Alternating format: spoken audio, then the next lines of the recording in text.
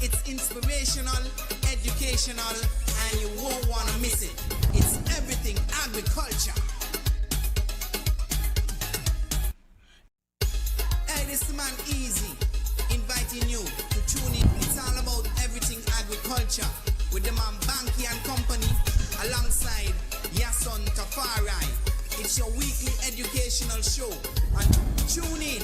It's inspirational, educational, and you won't want to miss it. It's everything agriculture. Hey, this man Easy, inviting you to tune in. It's all about everything agriculture with the man Bankie and Company alongside Yahsonn and It's your weekly educational show. And tune in. It's inspirational, educational, and you won't want to miss it. It's everything agriculture. Hey, this man Easy, inviting you to tune in. It's all about everything agriculture with the man Bankie and Company alongside Yahsonn and It's your weekly educational show. And tune in. It's inspirational, educational, and you won't want to miss it. It's everything agriculture. Hey, this man Easy, inviting you to tune in. It's all about everything agriculture with the man Bankie and Company alongside Yahsonn and It's your weekly educational show. And tune in. It's inspirational, educational, and you won't want to miss it. It's everything agriculture. Hey, this man Easy, inviting you to tune in. It's all about everything agriculture with the man Bankie and Company alongside Yahsonn and It's your weekly educational show. And tune in. It's inspirational, educational, and you won't want to miss it. It's everything agriculture. Hey, this man Easy, inviting you to tune in. It's all about everything agriculture with the man Bankie and Company alongside Yahsonn and It's your weekly educational show. And tune in. It's inspirational, educational, and you won't want to miss it. It's everything agriculture.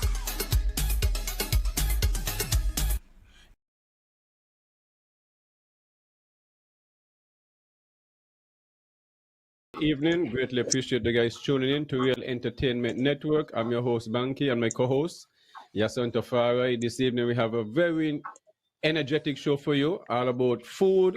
And the right person we have in house, our guest, is the Minister of Agriculture in the Federal Cabinet, Mr. Samal Duggins. Into that, let me say good evening to the folks in the neighboring islands, Sabre, Statia, St. Martin, the U.S. Virgin Islands, the BVI, also the folks over in Montserrat. Greatly appreciate the guys tuning in. Also the folks in the whole entire Eastern and Leeward Island, not forgetting the folks in the diaspora, North America, from the Florida Keys all up to Maine, not forgetting the folks also in Europe in the different time zone, England, the folks over in Africa, Malaysia. We very appreciate the guys tuning in, and may remember to share the link, subscribe, and in the first hour, 45 minutes, we'll be reasoning with the minister about some of those things that have been going on in agriculture and stuff like that, and then we'll get a chance to partake in the show. The telephone numbers is going across the bottom of the screen. So definitely remember to let everyone know Real Entertainment is on and the Everything Agriculture Show. We really appreciate you guys being a part of the show, and those who meeting me from time to time, let me know that listen and they love the work we've been doing, so they greatly appreciate it. So not because they don't make a message or call, that doesn't mean they're not the silent listeners. So greatly appreciate all those, because you're the one who make the show. So this evening we'll be reasoning about agriculture, how the industry been going. A lot of stuff been going in agriculture. Without agriculture, we don't exist. So it's the most important industry for mankind. Its only purpose is really for our survival and stuff like that. Yes, sir, what's going on with you? Well, I'm giving thanks and praises. It's always a pleasure and honor to be on another edition of Everything Agriculture. I want to say good evening, Oli. I want to say good evening, La Amiga, the entire Eastern Caribbean, especially our brothers and sisters who are affected by Hurricane Melissa. At this time, we would have had some loss of lives in some cases, and a lot of people displaced, and rough times out there for some. I also want to say good evening to the folks throughout the rest of the world. Well, I should say good evening, good morning, good night, depending on where you may be located at this time, as we have listeners all over the globe. It's a pleasure to have you on with us. You could be doing a lot of other things on a Friday evening, but you make it your business to log in with us here on Real Entertainment for another edition of Everything Agriculture. And it's an honor also for us to have the Honorable Samal Duggins, who is the Minister of Agriculture, here with us, that at least Federal Minister of Agriculture, here with us to talk about agriculture, the state of agriculture, and, to get an opportunity, to provide an opportunity for you also to be able to weigh in by, presenting your comments and questions, whether it's on the YouTube or the Facebook platform, or an opportunity for you to call in on the numbers that you're seeing sliding across the screens. You can, make your contributions. But the format, we are going to, in the first 45 minutes at least, give the minister an opportunity to give his opening remarks and present us a couple of things, and we would have some questions also that we would, ask at the same time, and then we will open up the lines for you to call in and weigh in with your questions and or comments or feedback as we continue on the program. So, with that said, good evening, Honorable Duggins. Welcome to Everything Agriculture. It's a pleasure to have you on the platform, and we're looking forward to an engaging discussion this evening. I mean, as Bankie mentioned, agriculture is a lot that's going on, and definitely, I know also, I know that you also have a heavy ministry, set of ministries to deal with, and it's getting closer to, and major activity for one of them that you're a part of. But right now, tonight, the major focus is agriculture, and a lot is there to be discussed. And so I know that, we have questions, and I'm sure those who are listening would have. So I'm going to give you that opportunity to make your introductory statement. So good evening, welcome to Everything Agriculture. Good evening to both of you, my colleagues and my dear say friends. And I want to say good evening to all who's listening. It's been a while since I've been on this show.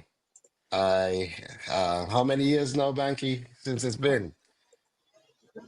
But time to pass Hello. so quick, so we can't keep up, I mean, it's just anytime we reach out to each other all the time, because it's just agriculture, and I mean, you're easy to access. That's the beautiful thing about it, you know what I mean? So just got to put that out there.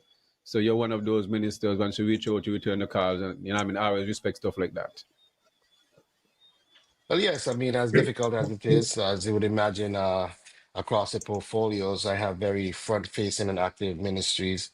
When you look at the constituents within the ministries, you recognize you have thousands of sportsmen and women, you have thousands of people with business interests, you have over 1,000 farmers, you have over 1,000 fisher folk.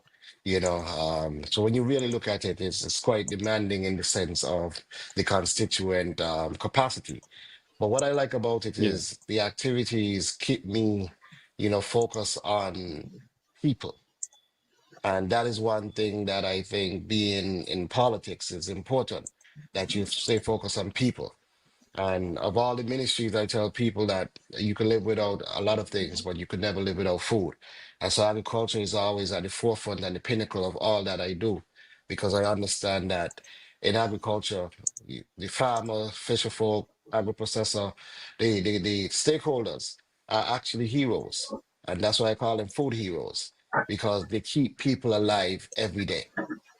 And to me, that's equal to saving lives, just like a superhero. And with that said, we look at agriculture as, to me, one of the more important ministries for that sake.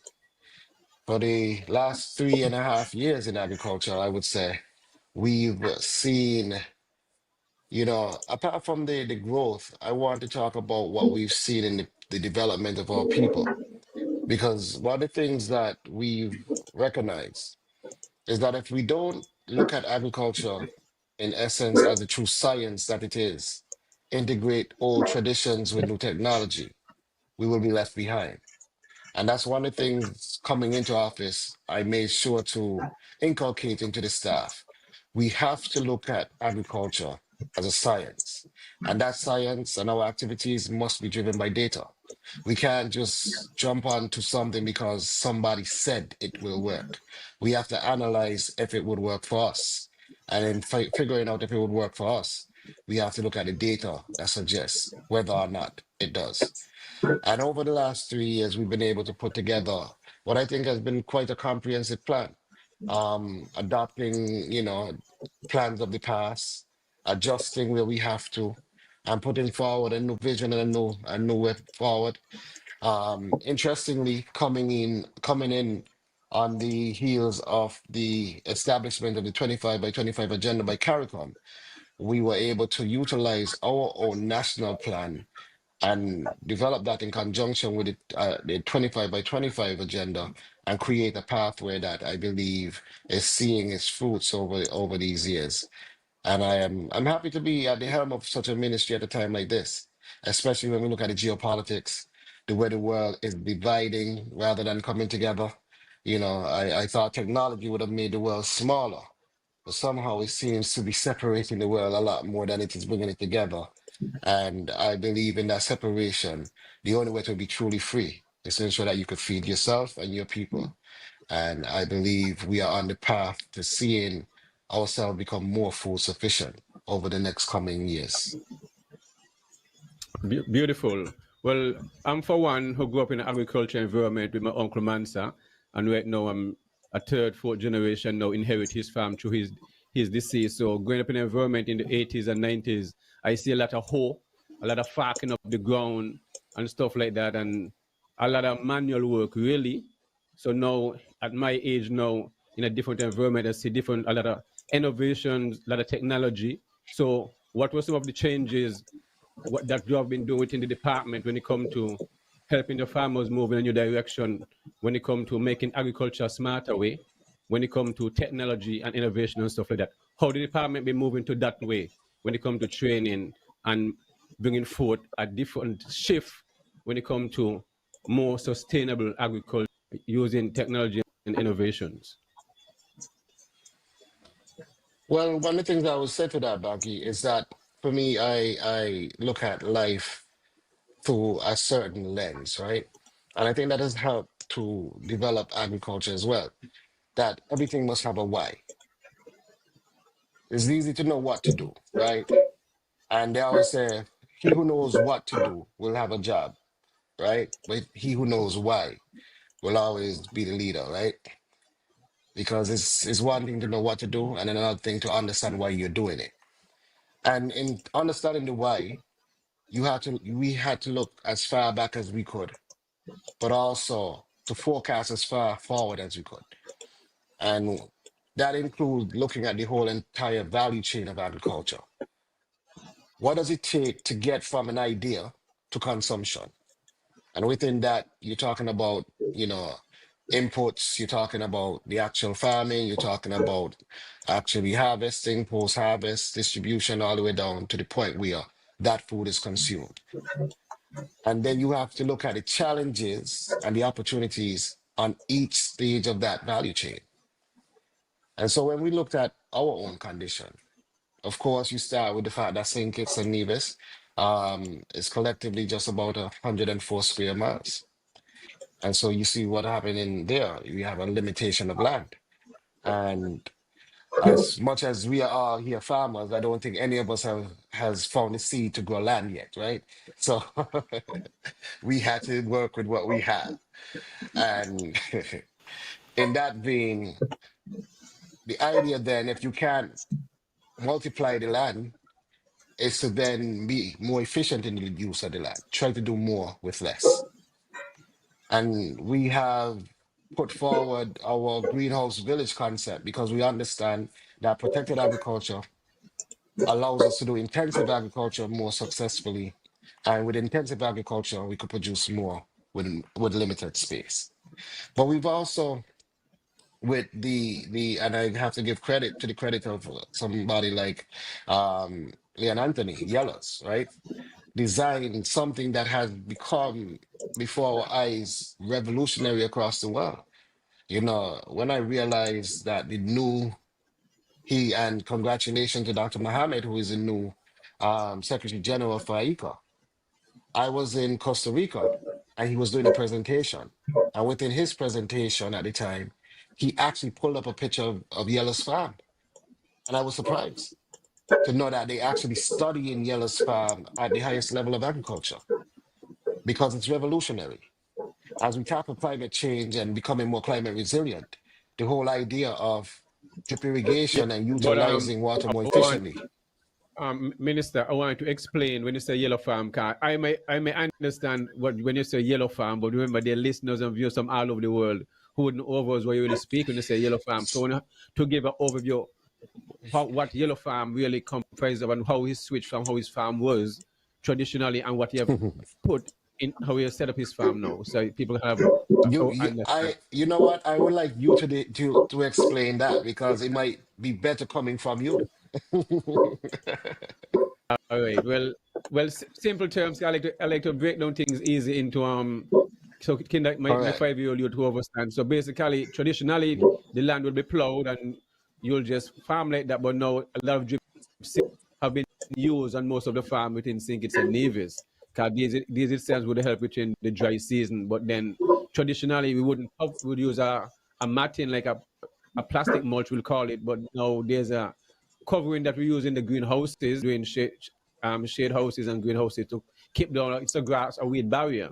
Now, a lot of those farms are now been introduced to that and using the outdoor and put it down. You can put the drip system on top of it, or you could cover it under the ground itself, and then it would help when it comes to controlling of weeds for a very long period of time. Plus, it's lasts for years, and like the plastic mulch will break up and in a couple of weeks, and depend on now this would last for years and for years to come. I mean, there's a cost to it. You see what I mean? Which is an offset, but at the same when the long run, it really help with less use your time more wisely and less labor and stuff like that. So that's the basic breakdown. If you can get it, so it's with drip system, with more efficiently, where the water is going straight to the root of the crop. Some of the drip system could be 16, 12 inches, 24, 3 feet, depending on the crop you're growing. And with that weight barrier, it's basically you don't even have to bring in the land to plow again. Because once that can, less plowing would also be a part of the concept also.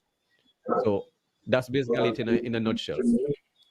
Back over to you. Correct. And and with that, what we've seen is that that same matting, of course, acts as water retention in hot days, right? And so you reserve more moisture in the soil.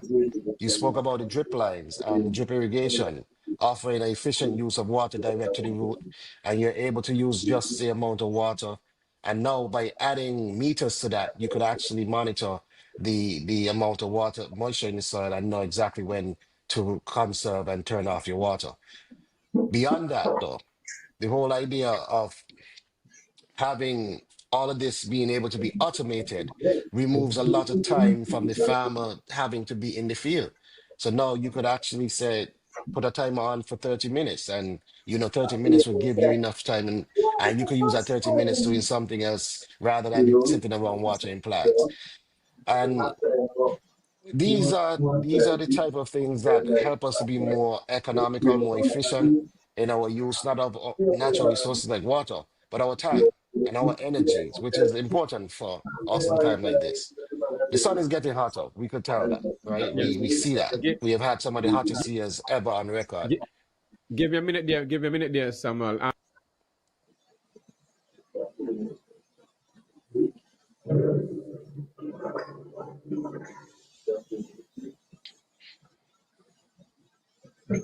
Banky, you gone and pause. No, Mr. no. Duggins. I'm asking if there's somebody have an audio playing in the Yes, background when someone's there's speaking. some audio. There's an audio in the background somewhere, Yes. yes. You have an audio, Yahsonn? Anything you No, hear I don't talking know in if the it's in, background? I don't know if it's in Samuel's. It's Are you by there? you, Mr. Douglas? No, There's nothing playing on my end. no, but in by you. No, no, no. I don't have anything playing in the background. Okay, go Right? ahead. I'll try and reach Capture Ira and link see if Ira. Yes, something on. okay. Guide Samal, yes, I'm gonna start out that. Sorry about that. Just want to start out that. But Yes. continue. And Yes, I would say with the efficient use of our resources, we are seeing yes, more production with less imports. And that is essential for small nations like ours. But in tackling that, then you have to understand microclimates, which the teams that would have been here over the years, especially from the Republic of China, Taiwan, would have assisted us in understanding our microclimates and our soil conditions across the country. So you understand where would be best for planting what type of crops. And we have a map of the country outlining where would be best for planting different crops. When you look beyond that, you also have to understand what type of year, in terms of the different season. For us, it's usually wet and dry. And understanding what varieties of each crop you plant in a different season. What is more drought tolerant, heat tolerant versus what is more water tolerant, right? And we've analyzed all these areas all the way through the value chain. And then productivity. When you go down to the market, what supermarkets look for? A lot of times our farmers, because they were always rain-fed farmers, they all plant at a certain time of year. They all have the same crops at a certain time of year. And you have the market flooded with these crops for a few weeks, and then in a month or two, nothing on the market again. And we're saying that that's not sustainable. That does not really help the system to improve. So what we've done is understand the supermarket and the consumption patterns. And we recognize that there was one challenge that really has been plaguing the entire sector, and that's consistency. So what we've offered to our farmers, and this all came with training, is that, hey, if you're planting tomatoes, why not divide your farm or your area and space in four? Because tomato is generally a 3-month crop. You're going to have about a month of active production, and you could get around again. And if you plant a section each month, then what you have now is a consistent production of that tomato. The supermarkets run on a cycle. Every Tuesday, Wednesday, they about after they clear their containers, they're packing their shelves. If you could be on that shelf in that packing list every Wednesday, you have a market. And the supermarkets are saying, hey, we rather take it from the locals if we could get it consistently, because outside of that, it means me calling a company somewhere in some country overseas, organizing logistics, organizing transport to a port, organizing a boat to come here, organizing clearing a container from the port, organizing a container to come to my establishment, organizing the offload of that container just to pack it on the shelf. Or call somebody that's somewhere in the country and they could bring that, drop it at my doorstep, and then I could pack it on the shelf. It's much easier, but the problem has been consistency. So a lot of times our but farmers complain supermarkets don't want with to. that part, okay, but with that part with the consistency, that is definitely we can go wrong about next thing apart is You've Um, gone silent. you got muted, Banky. You no muted. You might. storage. I was saying storage will be a part of consistency also, because it's very important that the Correct. harvesting part of the crop, because sometimes a lot of Correct. farmers will wait till the crop start to ripen and wait on the tree, and then that's going to speed up the ripening process of the other fruit. So classes and these become the post harvest and the time of harvesting and the storage for this thing, because I think the right storage, and when it comes to agriculture, the technology and the one who understanding the storage of food and the right temperatures is very important. This is a real science, as It you mentioned, started. helps. It helps. So Correct. what the Correct. ministry doing in this part when it comes to storage, because if you can have the crop and harvest it and store it in abundance, hundreds, thousands of pounds, that is what outside the world are doing now. So what the ministry do when it comes to the part, because this will storage always go for other crops the same way. Whether it's potato, dry storage, whatever crop it is, storage is the key, because you need to have the shelf life of that crop for a very long time. So how does storage incorporate in these kind of crops, the sensitive crop like tomatoes and bell peppers and stuff. And you're so right. Storage is a key component. Like I said, we analyze the entire value chain, and post-harvest Yes. management, storage is a huge part of post-harvest management, right? Now, when I got into office, generally goods were stored at the agro at the marketing unit at the Department of Agriculture. We had two refrigerators, and our crops had to be stored in those two refrigerators. Now, it meant that you have to find a balanced temperature to store these crops because you have different temperatures that are more suitable for different crops, right?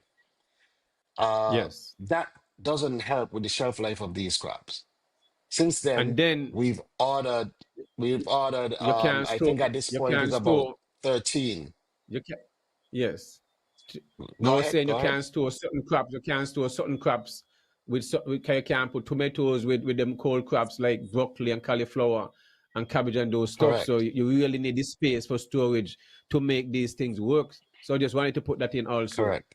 Yeah. Correct. And so since we've gotten into office, we ordered another 13 storage units. We installed an additional two at the Tabernacle Outreach Center so that farmers don't have to travel all the way to town. They have storage there. And we have been deploying storage units across the country so that we can accommodate storage. But most importantly, not just to shorten the distance of travel, but also to make sure that we could store tomatoes in a unit by itself at the right temperature for tomatoes, and you don't now store them with crops that would hamper or accelerate the ripening process and make them spoil faster. So these are type of things that we've had to consider. And we've been investing in these things, everything from investing in tractors to improve land preparation, everything from investing in cold storage to improve shelf life, everything from investing in technology like drip irrigation, ground covers, and fencing to enhance the actual production element of the sector, and from investing in technology like drones. So now what we are doing now is utilizing drone technology. Before you had agricultural officers going out to the fields, and the extension officers going to the fields and assessing these farms. And a lot of it was, based on the knowledge of the extension officer. Now, if you have a really good extension officer, of course, you get really good feedback. But if you had a less trained extension officer, then that feedback sometimes could be skewed. What we are saying now, we want to be consistent, and technology is allowing for that. So what we are investing in now is drones. You fly that drone over the landscape, and that drone tell you your moisture content. It tells you all the data, and then you now could analyze the data based on actual technology, utilizing what is there, and then you can now deduce what the problems are, have collective input, and then give the farmer the best information possible. And then you couple that with the advancements in AI, you can now get that artificial intelligence to extract data from across the globe and help to even improve the ability to give right input. So this service is available where at the ministry, or this service is private? How is this service, and how available So is it with the drone system? there's There's some drone systems that are private, but that one that we're talking about, we are just Yes. investing in that technology now, and that is Yes. actually rolling out. So we've seen it at work, we've tested in different elements, but we are now rolling it out where we offer that as a service within the ministry in Oh, in short order. okay, I want to piggyback and I know you had mentioned earlier about the greenhouse village and technology, and the shade houses and greenhouse. Those are intense farming. Those are you get longer Correct. production and stuff like that. So how was that rolled out with program going? And then after that, I want to always go into backyard farming and community farming. Those are the kind of things that I can when it comes to no matter what, I have a concept where no space is too small to plant. So, and the That's schools right. is very important if you're going to talk about agriculture. Yes, you got with grassroots and every preschool every day. So, I want to touch within the community and what the ministry been doing in the schools and working along with homeowners and all that stuff, because it's very, very important. Because I know I must be up my Virgin Mall. produce more food than most of these farmers who have a half acre and an acre land. Man, you are tight when it comes to grow boxes and all these things. So I happen to be a model and should be more. Yes, you must visit more one this time you come Nevis, okay, and show you how more space is. But yeah, I want to touch on the greenhouse village, and then we go into small space and schools and the community itself and backyard gardening kind of vibes. How that been going with this and what your ministry been doing and that. Yeah, so the ministry put together a plan to develop a greenhouse village. Because for us, we recognize Yeah. that if we could build out greenhouses in clusters, then we could offer supporting services and training and ensure monitoring and evaluation and make that easier so that we could increase productivity. One of the challenges we have in a small island state like ours is the technical expertise because we put the tender out and the bid was won and it was a purchase and build bid. Now the persons hired to erect the greenhouses did not do the best of job, I guess, in building the first set. So Okay. those persons had to be removed, and we have since worked along with the person who won the bid to try and find more capable persons to actually erect these greenhouses. To date, of the 20 plus greenhouses that are expected to be erected on the site, I think there are about 6 or 7 now to date that and they are continuing to build out. We anticipate sometime by mid next year we should be, you know, we should have had enough built out to actually roll out Yes. the entire greenhouse village concept. And this concept would see technology taking the forefront. We plan to have at some point internet that would help us to put the right systems in place for monitoring all the different factors and use the site now as a site for data. You know, yes, we measure rainfall at the airport, at the center at the airport, but we want to be able to use these sites to measure rainfall at site, measure the wind at site, and all these variables at site. So then you have more microclimate data that you could contribute to understanding agriculture in these specific regions. So these are the things that we are doing to build out. Of course, you know, when you have plans that are, you know, I don't want to say ambitious, but the technical Yes. expertise needs to follow along with that. And unfortunately, we just don't have enough of that technical capacity here. It appears, and we're trying to find the right people that could build these things out in the right way, and that we could get these things rolling. What do you mean? Question in And terms Nevis of have and Nevis have we are there, son. And Nevis have the best greenhouse builders them. The man them around I mean agriculture is them build all the greenhouse in Nevis, you know, and even the biggest greenhouse Pennies is the technical Yeah, guys them in Nevis. So you all need to reach out to Nevis if you all need the expertise and get the guys them. You see what I mean? Because and correct. these greenhouse So still standing that's up. something. All the major greenhouse in Nevis is done through the department in Nevis. So we, like I said, we found some folks now that are actually getting them up. Yes. The first set of guys Okay, just cool. they were not Okay, able okay. to. We had two Yes. teams on the ground that just weren't able to at the time, and we've since found some guys that are now actually getting the job going. Right, Um, beautiful. and we're happy for that. We're happy for that. Yes. So for anyone listening, how does this gonna work? For say if Yahsonn listening say what greenhouse more than one. So how would one who listening would get one and what does he have to do and send to getting one and hold on upon that? How does that work So to get one of these once we greenhouse? start the distribution, it would be a registration process at the Department of Agriculture. And then we want to give the greenhouses out to active farmers. Because one of the things we've seen in the past, and again, like I said, we had to study as far back as we could see and forecast as far forward as we could see. Um, a number of greenhouses were built out around 2010 to 2012, 13, thereabout. Um, out of those greenhouses that were built during that era, maybe close to 40, I think it was. Yes. I don't I think remember I remember that five or time. I six, remember that time. correct. Yes, I remember that time. I don't think Yes. 5 or 6 of those are actively in use. which is sad, Yes. right? The Training challenge is that very happened key. here is that Training correct, training is very important. So, but the correct. department. So, what you guys doing while you are moving to the initiative? Cause once you are moving to this type of technology, it means that the department have a role to play in training and getting this up to par. Make sure it is the program can work efficiently. You see what I mean? Correct. So Very we've done efficiently. extensive amount of training sessions over the last few years, an extensive amount.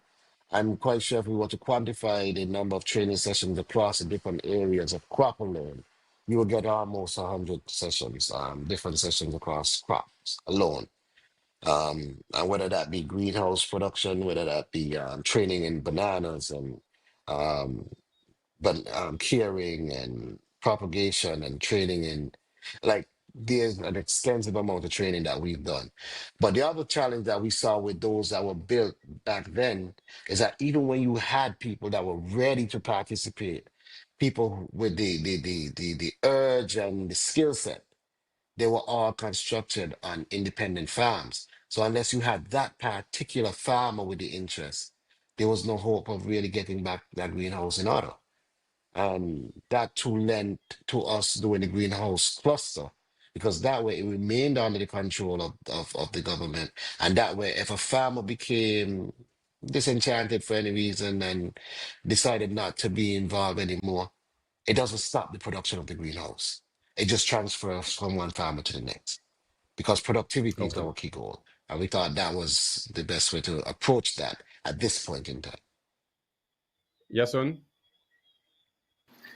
Well, I was trying to interject a little bit earlier just to get a little bit of clarity in relation to the greenhouses that he would have said was constructed already. Are they Yes. up and actively running, or it's just the frames that were constructed? So the frames are fully constructed. Of course, the next stage is putting the netting on. It's an active construction site because it's I think six or seven of 20. If I remember, it's about 23 or 24 that should be erected across the site. Because it's an active construction site, we have not put the netting on because we know how delicate the netting is. And once we get to a critical mass, then we believe that then that would be the point to put the netting on. Yes. Okay, But the I just frames are wanted fully to. constructed for those. Yes. Okay. Okay. All right. Schools garden, backyard garden. How the ministry been working along with in the community. This is something I'm very passionate about. And Yahsonn himself, when it comes, a matter of fact, today he even went to visit a school today, teaching the youth. And I think it was about a career there, something like that. And I've done many of those Hmm. over the years. So what the ministry been doing when it coming to encouraging the community, when it comes to having a garden, how we've been doing it here for years and years. God, no space is too small. And one of the safest thing when it comes to science is the only way to know your food is safe is growing it yourself because you don't know my time, is your energy That's going to right. it. So how you have been That's encouraged right. home backyard gardeners and homeowners to get involved into being part of the sustainability and food security with the 25 just generally a healthy way of living. Well, I'm happy that you asked that because we've launched a number of key initiatives in the last 3 years. One of those being SAFE, which is Sustainable Agriculture for Everyone. And that one is an initiative that encourages backyard gardening. Um, I was inspired just about a month ago, just over a month ago. We the first plant that we planted under that program was a planting tree at Government House, where the Governor General herself actually planted the tree. And she sent me a photo next to the tree in bloom, where she had a nice lot of plantings coming out of that tree. And I said, wow, look at the initiatives at work. I remember when she actually planted that tree, and now she can stand next to a tree in food. That is what we're talking about. And these are the programs Yep. that we continue to push, right? To make sure that everybody could put their hands involved in the agricultural sector in whichever way. You may not decide to plant a tree in the ground, but you might take the fruit and bake a cake or bake make some product or you know make a jam, make some tea. every part of the value chain is important. And so not everybody's going to be the farmer. Somebody's going to be the agro processor. Somebody's going to be the distributor. Somebody's going to be, the one that prepares the soil for the farmer. And we value every part of the value chain. But coming back to the second part of the question, sorry, you asked about the schools. We started the initiative in reviving some of the school gardens, and the Ministry of Nice. Agriculture is now engaging with the Ministry of Education and the Ministry of Environment and putting together a sustainable school program that should be rolling out in full in 2026. Where all school farms will be fully up and functional, and the programs will be properly integrated with the curriculum, and the students get their hands back into the sector fully in 2026. And that school program will be a combined effort between the different ministries. And we believe we should see a great deal of success with that as well. And is this going to be a federal initiative or just a Sinkits initiative? Well, we hope that it will be federal. That's a bit difficult for me to say because based on the way our constitution is designed, I don't have a full mandate of agriculture on the ground in Nevis. As you recognize, you do have a minister of agriculture over there. We do collaborate, we do share ideas, but I can't enforce the take up of a program, right?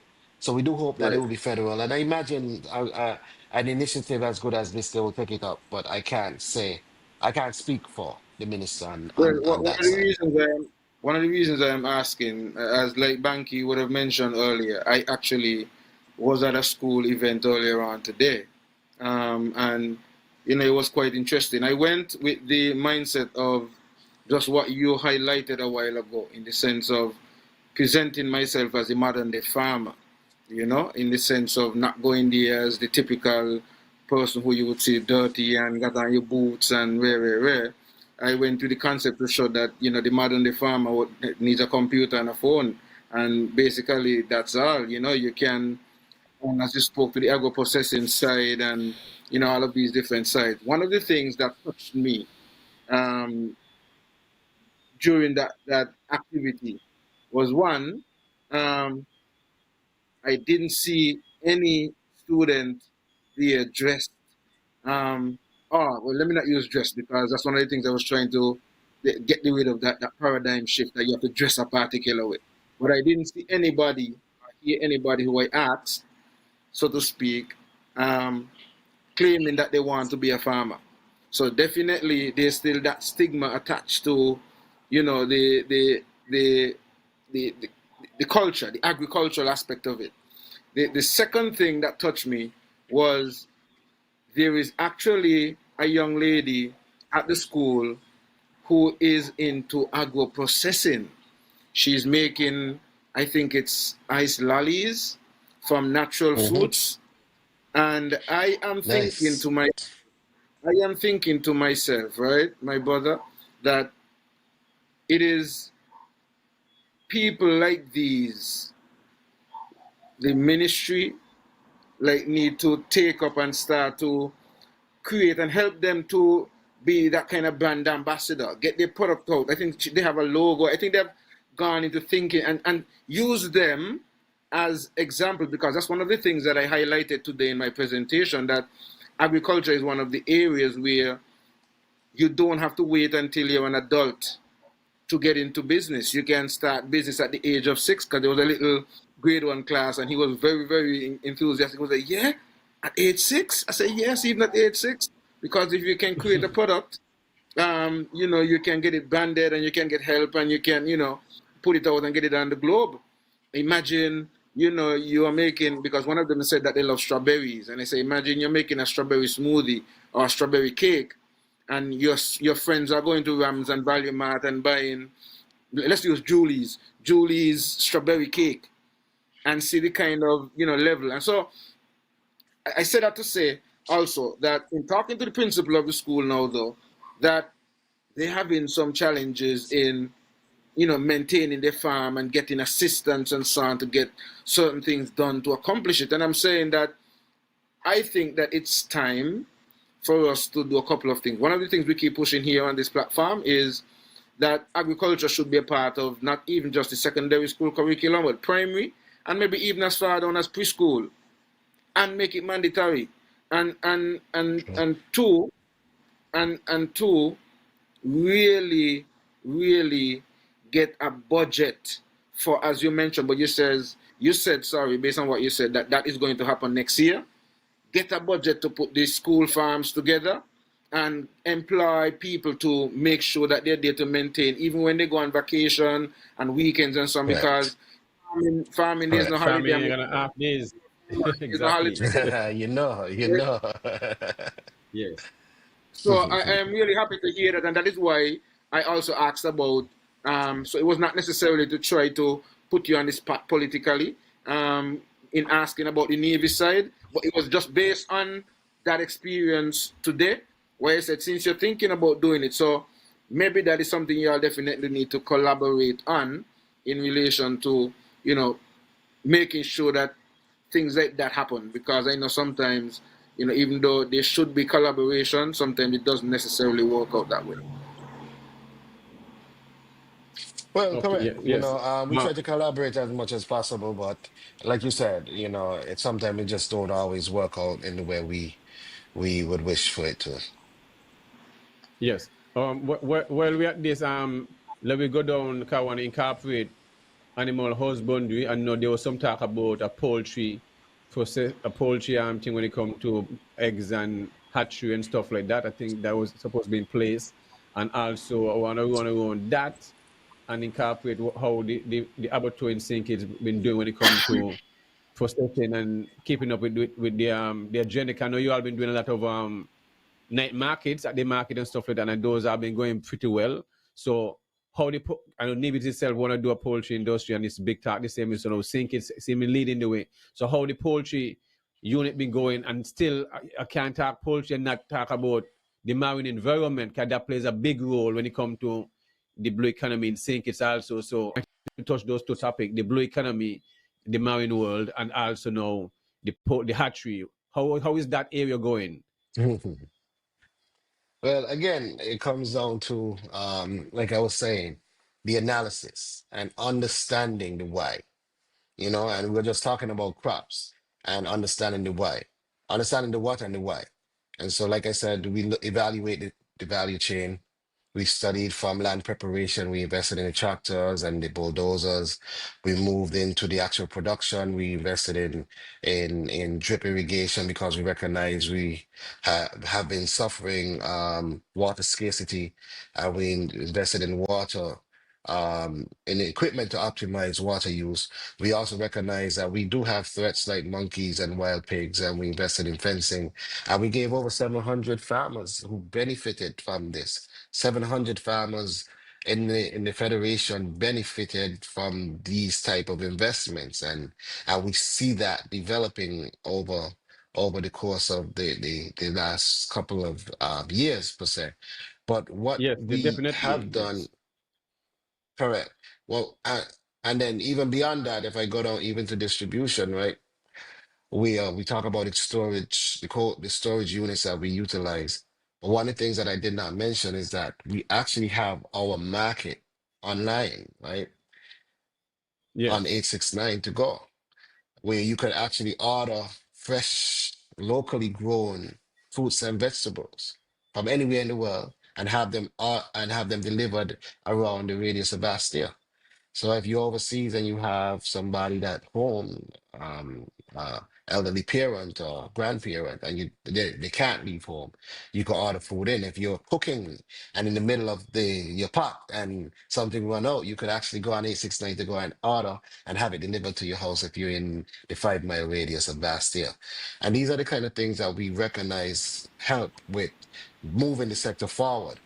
But we treated animal husbandry the same way. We study what is happening, um, and what are the challenges. And we recognize genetics would have been part of the challenge. And we've been doing different programs to improve genetics on the island. We have programs with with Cuba. We were doing artificial insemination to help and improve genetics, also with Ross, collaboratively. We've also brought in some of the genetics in terms of live animals to make sure that our breeds are enhanced so that a farmer could see, better product at the end and more value for their time and effort.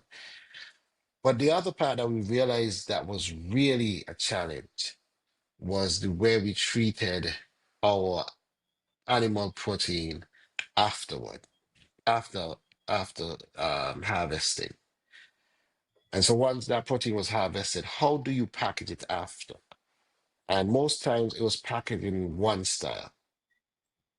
And let's take something like beef, maybe even more so, something like mutton. You have different cuts that come off of the small ruminants that people enjoy. But in our system, it was just chopped into cubes. And so the entire market was based on cubes of meat. What we did, we brought in, through our relationship with Southern University, we brought in persons to train our butchers on how to make our, enhance, I would say, our animal protein, packaging that is. And so now they package just like any place in the world. They have the expertise now to do all the cuts of beef, all the cuts of any animal for that meets any of the highest standard. They understand when to harvest it, what size, what age, of course, animal health always considered.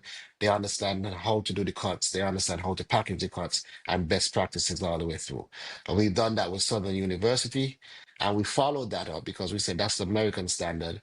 And we had, and I don't remember his name now, from Jamaica, but he came in and he did a training Oh, session on that as well, which is more home to the Caribbean in terms of the style that we've passed on. You asking yeah, something, I but think. I know they Yes, did sir. some.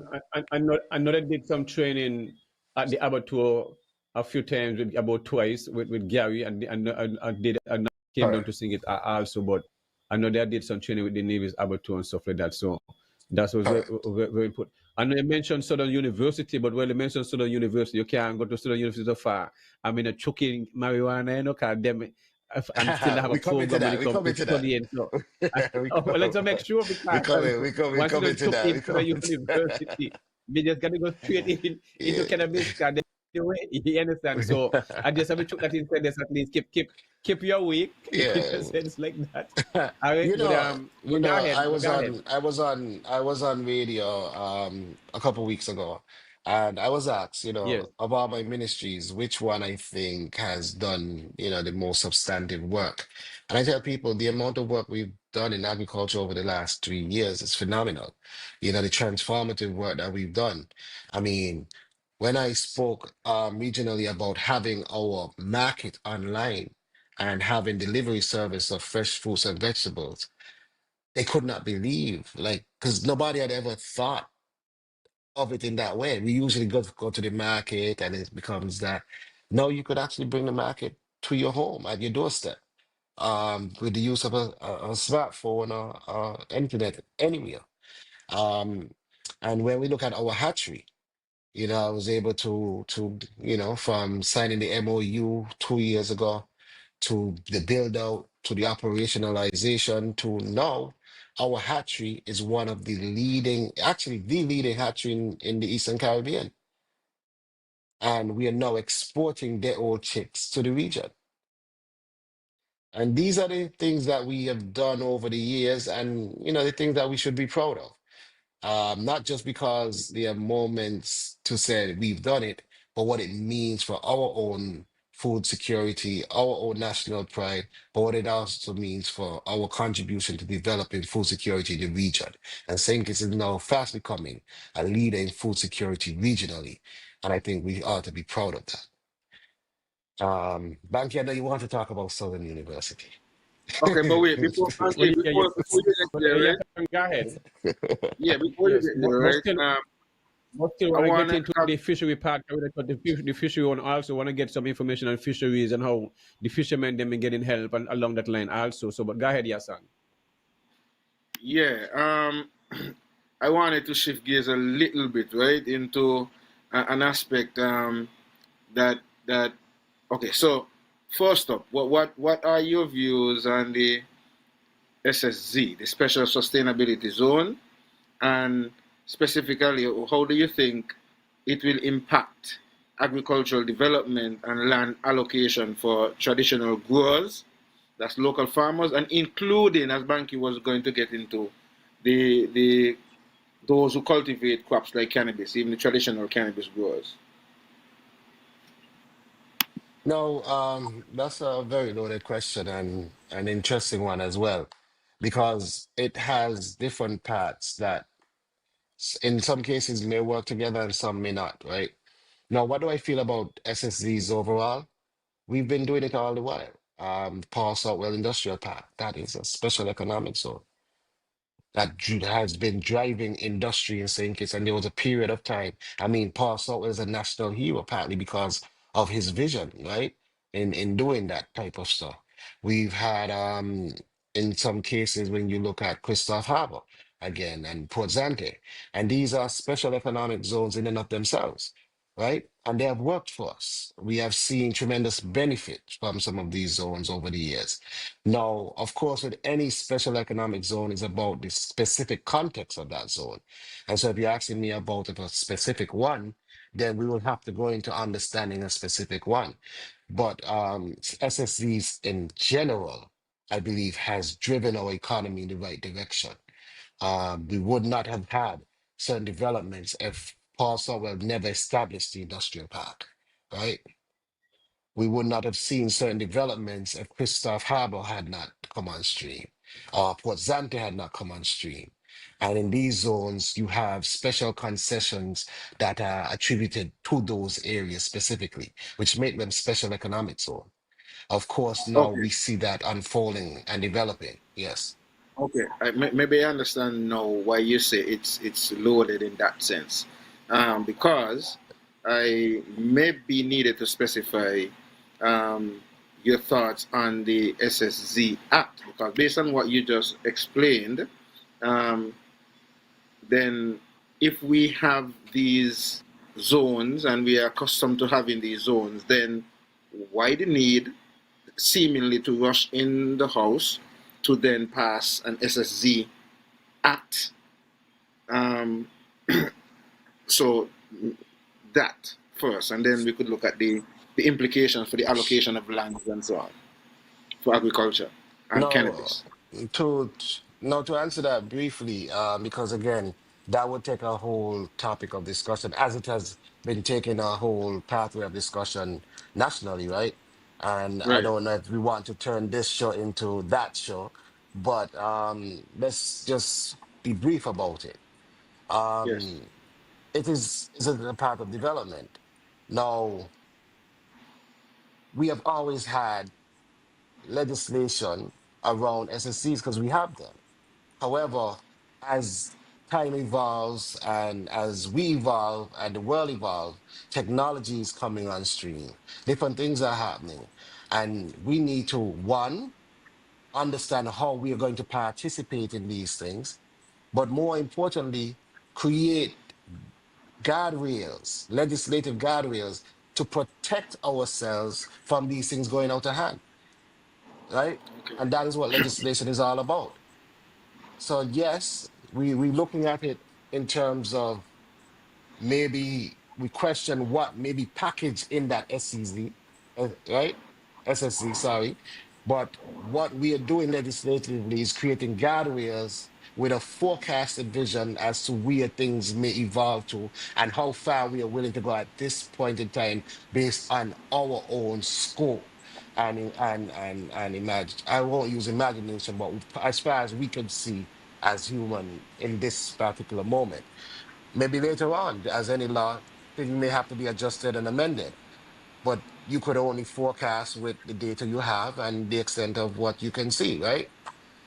Right. And the guardrail created by legislation should not be utilized just in a specific meaning, should not be utilized as in its entirety to the current specific one. Because you got to think, what about if another area needed to be developed? Do we have significant guardrails to protect us from this going too far? But within it, you still have different laws that could help you to control it because these SSZs are still governed by the law of the land. Right? Okay, so I get that, right, and I'm glad you're brief with it because that's the expectation for me. I didn't expect us to really go into a full debate of it, and you would see how it tie into where I'm going because one of the reasons why I asked it is because in your earlier presentation there was a point where you spoke to um, lands and you're saying that you asked the question if you could grow lands or something to that effect because one of the challenges that are being faced presently by the agriculture sector and in terms of expansion of the sector is that people are looking for Mhm. land for agriculture and are being turned down, are being denied by saying that there is no land. But then you have a SSZ that is being that act that is developed and opening up for people to buy as much land as they want. So that is, and then the implications of that, without if you don't have guardrails in the sense of, if in the sense of Saint Vincent, they would have for their traditional cannabis growers get 1,000 acres set aside for them. So they know at least it doesn't matter how much lands are sold or whatever other form of revenue generation. At least the traditional cannabis growers have that 1,000 acres. I don't know what they set aside for the other type of crops and so on. But do you guys have that sort of thought process in the sense of, okay, well, even though we're setting up and seeing that these things are about to happen, what is being put in place in terms of protecting our farmers in the future? And well, let me just deal with that part of it. Yeah, in fact, as you talk about, we don't necessarily have it for cannabis, but we have it for agriculture. And for us, we don't see cannabis separate and apart. It's a plant, right? Of course, we have laws that we have to abide by, but we moved the cannabis, the Medicinal Cannabis Authority into agriculture for a reason, because we see it as a plant. And as we develop our legislation, we are developing that with the idea that it is a plant. Yes, we have to adhere to global restrictions and the different laws surrounding that. But the concept for us is that it is a plant. The Ministry of Agriculture is the manager of a number of acres of government land. If I remember correctly, right now it's about 10,000 acres. These lands are vested in agriculture for agriculture production, and that is the protection. So no matter what is happening with housing and all of these lands are agricultural lands, and they are areas designated just for agriculture. And be it cannabis, be it tomatoes, be it breadfruit, these lands are dedicated for agriculture. And they are lands that are designated for industrial development. And they are lands that are designated for home development, and their lands that are dedicated for tourism development. And so we do have a development plan nationally, and agriculture is a big part of that. We have over 10,000 acres, I believe, invested in agriculture that are set to be in agriculture for years to come. Okay, Okay, beautiful. Yeah, we have done. We have done about an hour, Yahsonn. So we're going to continue, but just you're breaking up. You're breaking up, Banky. I was just saying. No, sorry about that. I was saying the lines are open now. We have run about an hour, basically in the hour part, but we continue the conversation until we get a call or any questions and stuff like that. But at the same time, I still want the minister to speak and the marine environment, because that is very important to me. As my uncle also was a fisherman, and and that is one of the a very big sector that the people in Old Road and the part of town and the fishermen in Newtown. So that part of the hotel industry that plays a big role when it comes to the agriculture and the part of the protein sector also, and then we can just continue the conversation. But it's right to touch a little bit on that. Yeah, thank you for that. The marine sector in St. Kitts and Nevis is developing quite sustainably and quite nicely, I would say.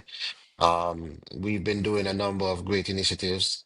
We have one where we are using the oval conch shell to establish new reefs, especially for the development of young lobster, as we recognize that lobster is a booming industry in the federation and something that we could possibly look to the near future as becoming more of an export, because we do export to the region, but we believe that we could enhance that export potential and send it further afield. And the artificial reefs are developing, and that's going quite well. We've also introduced to our farmers sustainable fish pots, right? Where we now have the biodegradable panels so that if the fish pot gets lost for one reason or another, you don't have ghost fishing. And ghost fishing is the concept that when a fish pot gets lost and fish go inside, that the panel is there, the panel is designed for the fish not to escape. Correct? That's why the pot is effective for the fisherman. If that fish doesn't Yes. escape, it has to live in there. At some point, it dies, and that fish dies, becomes bait for more fish to go in. That will then die and become bait. For more fish to go in, that will then die and become bait, and it continues that cycle over and over. And there's no productivity in terms of its uses, except that it just creates the degrading factor for the environment. What we're doing now is having biodegradable panels where after a few weeks, these panels drop off and the fish can now escape and you don't have ghost fishing. It becomes a habitat that fish can go in and out of and use for protection more than it becomes a graveyard for fish. We have that going. But we also have been deploying more fans. You know, the fisher folk are now moving further out to help to sustain our coastline and leave the coastline to be more for the production and the development of fish in their early stages. And we are now going to more pelagics. That is a good thing for us because then it gives us a more sustainable approach, but it also means that we are using more of our ocean space. St. Kitts and Nevis has about 70% more ocean space than land. And that means we have a vast amount of ocean that we could use. And we have seen good results in that. When I took office in 2022, the numbers on the books in 2021 was about just over $8 million annually to the sector. We have been able to see that over the past few years grow substantially. And last year, being the highest year on record, we had $19.6 million earned in the sector. And we're hoping that this year we could see a similar or greater number and keep us and do that while keeping a sustainable approach to the fisheries development. So the marine sector is alive and well. It's thriving. We're taking sustainable approaches to protect our marine sector, but we are also seeing a development in its economic contribution to the country, which is good.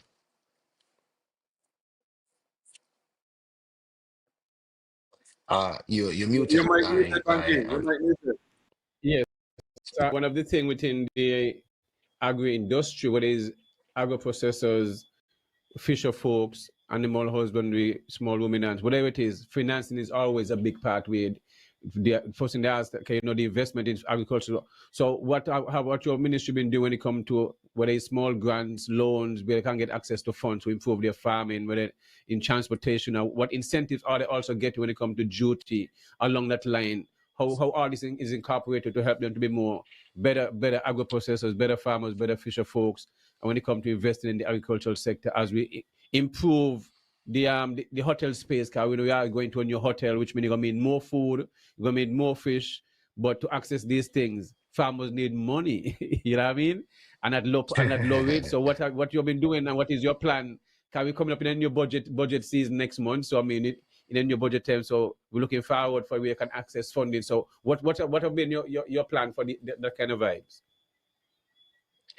Well, what I could say, Banky, we have really been supporting our farmer and fisher folk, right?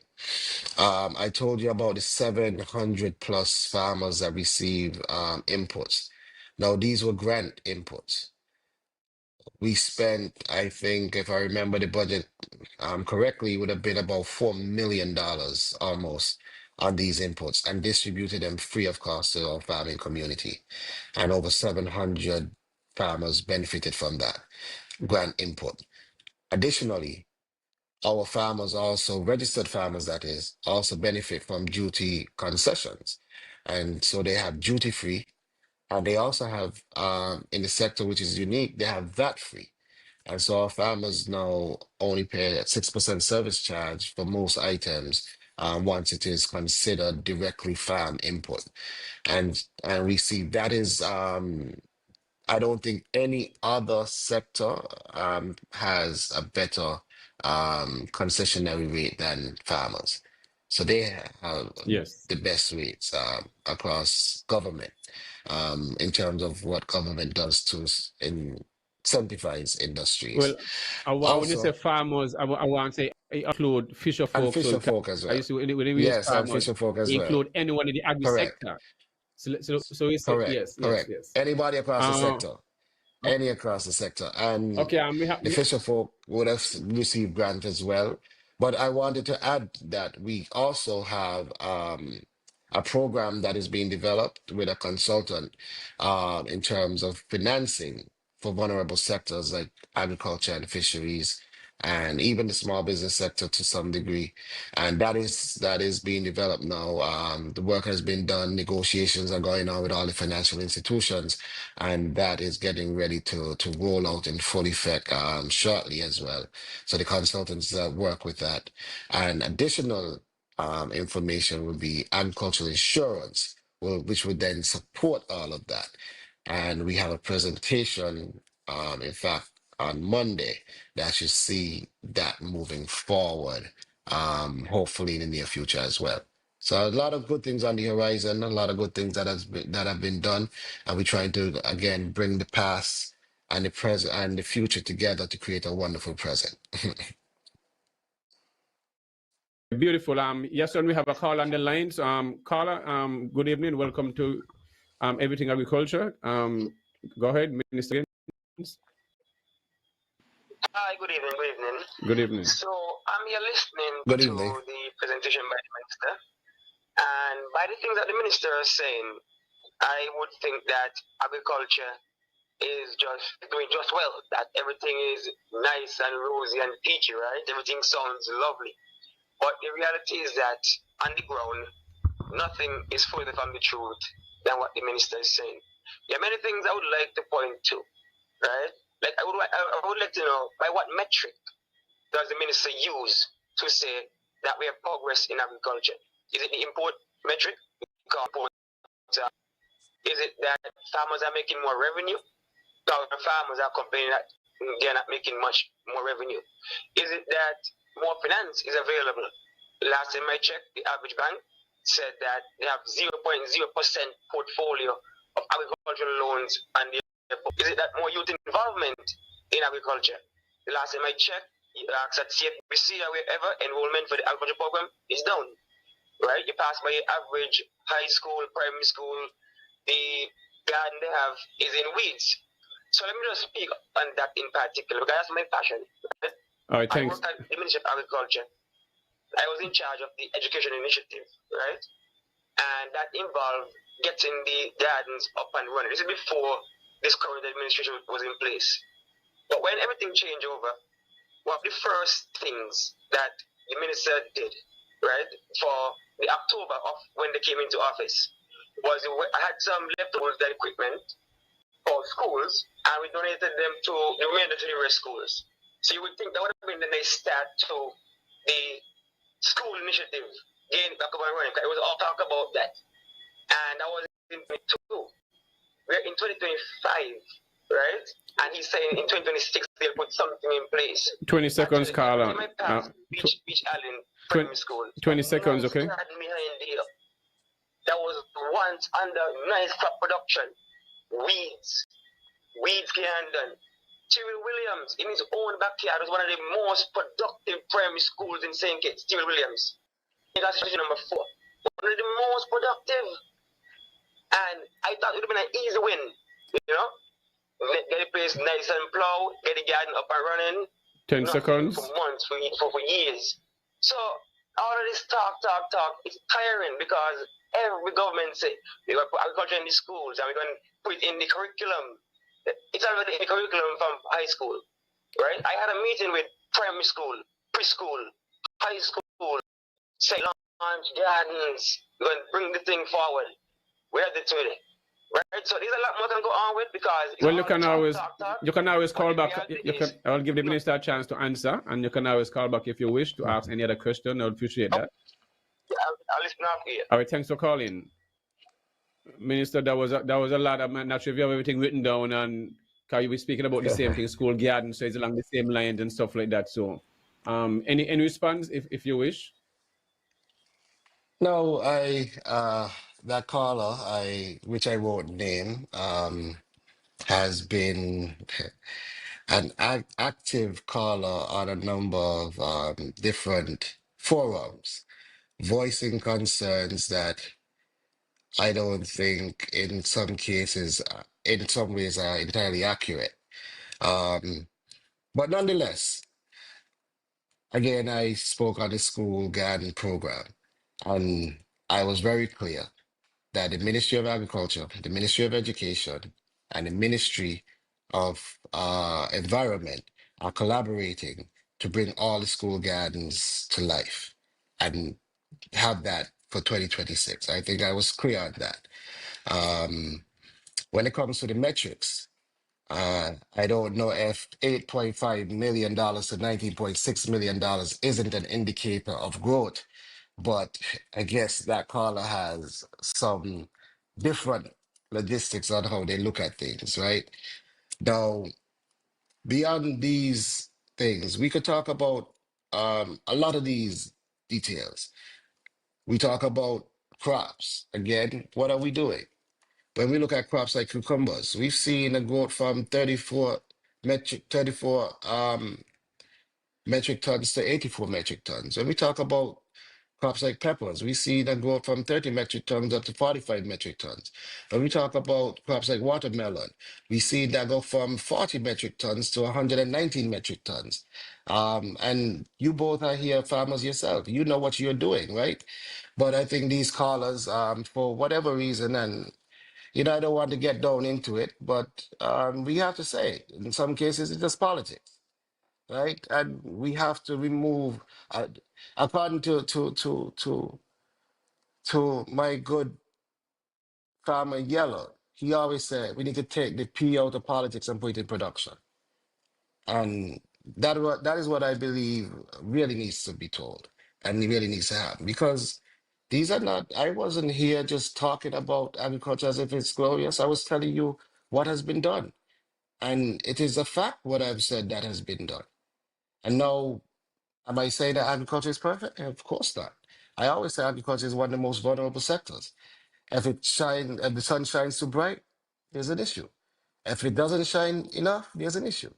If the wind blows too hard, there's an issue. If no wind blows, there's an issue. If it rains too much, there's an issue. If not enough rain, there's an issue. And so, of course, agriculture is a vulnerable sector. However, if we are talking about the growth of the sector, the numbers are pointing in the positive, and we could all see and understand that.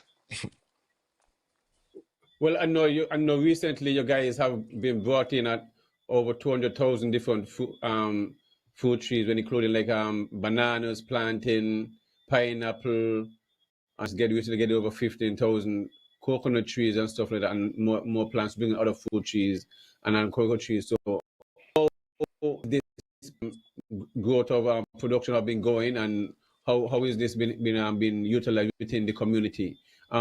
Before you answer the question, I have a next call coming in. Hold a second there. Carlo, good evening.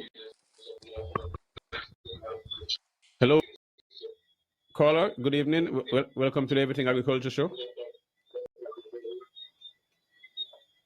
Hello, caller. Yes, me again. Because I realized that the minister said a lot and nothing to know, right? Because I spoke about all the metrics and whatnot, right? And by the way, yeah, my name is Kyle Flanders and I work at the Ministry of Agriculture. Me and Fred nothing like that. Me and Fred nothing like that, right? So I was in the mix, straight up. But you realize that I mentioned solid metrics like imports. He's talking about production. From day one, farmers told the minister, production is not our problem. We can produce, but if absorption is the problem, there is no market for us.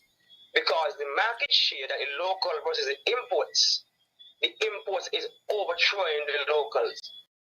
Imports for all of the main crops is going up. Carrots gone up, peppers gone up, tomatoes gone up, right? Watermelon was never a big importer. So for us to increase production in watermelon is negligible because we're always able to supply our local market with watermelon. We're always good at that. Cucumbers, we're always good at that.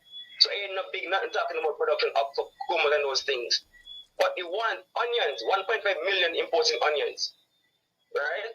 When you're going to spend money on things like Tabasco project and stuff, when you could have already built onion drying facilities, like they're not serious about agriculture, right? There's a lot of talk. Carla, Christian, Christian, does farmers right now in Sinkis do grow onions and in the large scale, and they do go carrots in the large scale? How does that work? Kind of before Sinkis used to grow a lot of onion, a lot of we call it Irish potatoes and a lot of peanuts and stuff like that. So how are those production now? What's the reason why I know in Nevis we do that when it comes to agriculture, open preparing for planting onion. But how does that go when it comes to the onion part in Sinkis? I know there's some farmers used to plant it over the years. What's the reason behind of that? We used to grow these things to a point where we actually exported them to the neighboring countries back in the 80s and early 90s. That's how good we were back in the day, right? But right now, yes, I'll give you a story.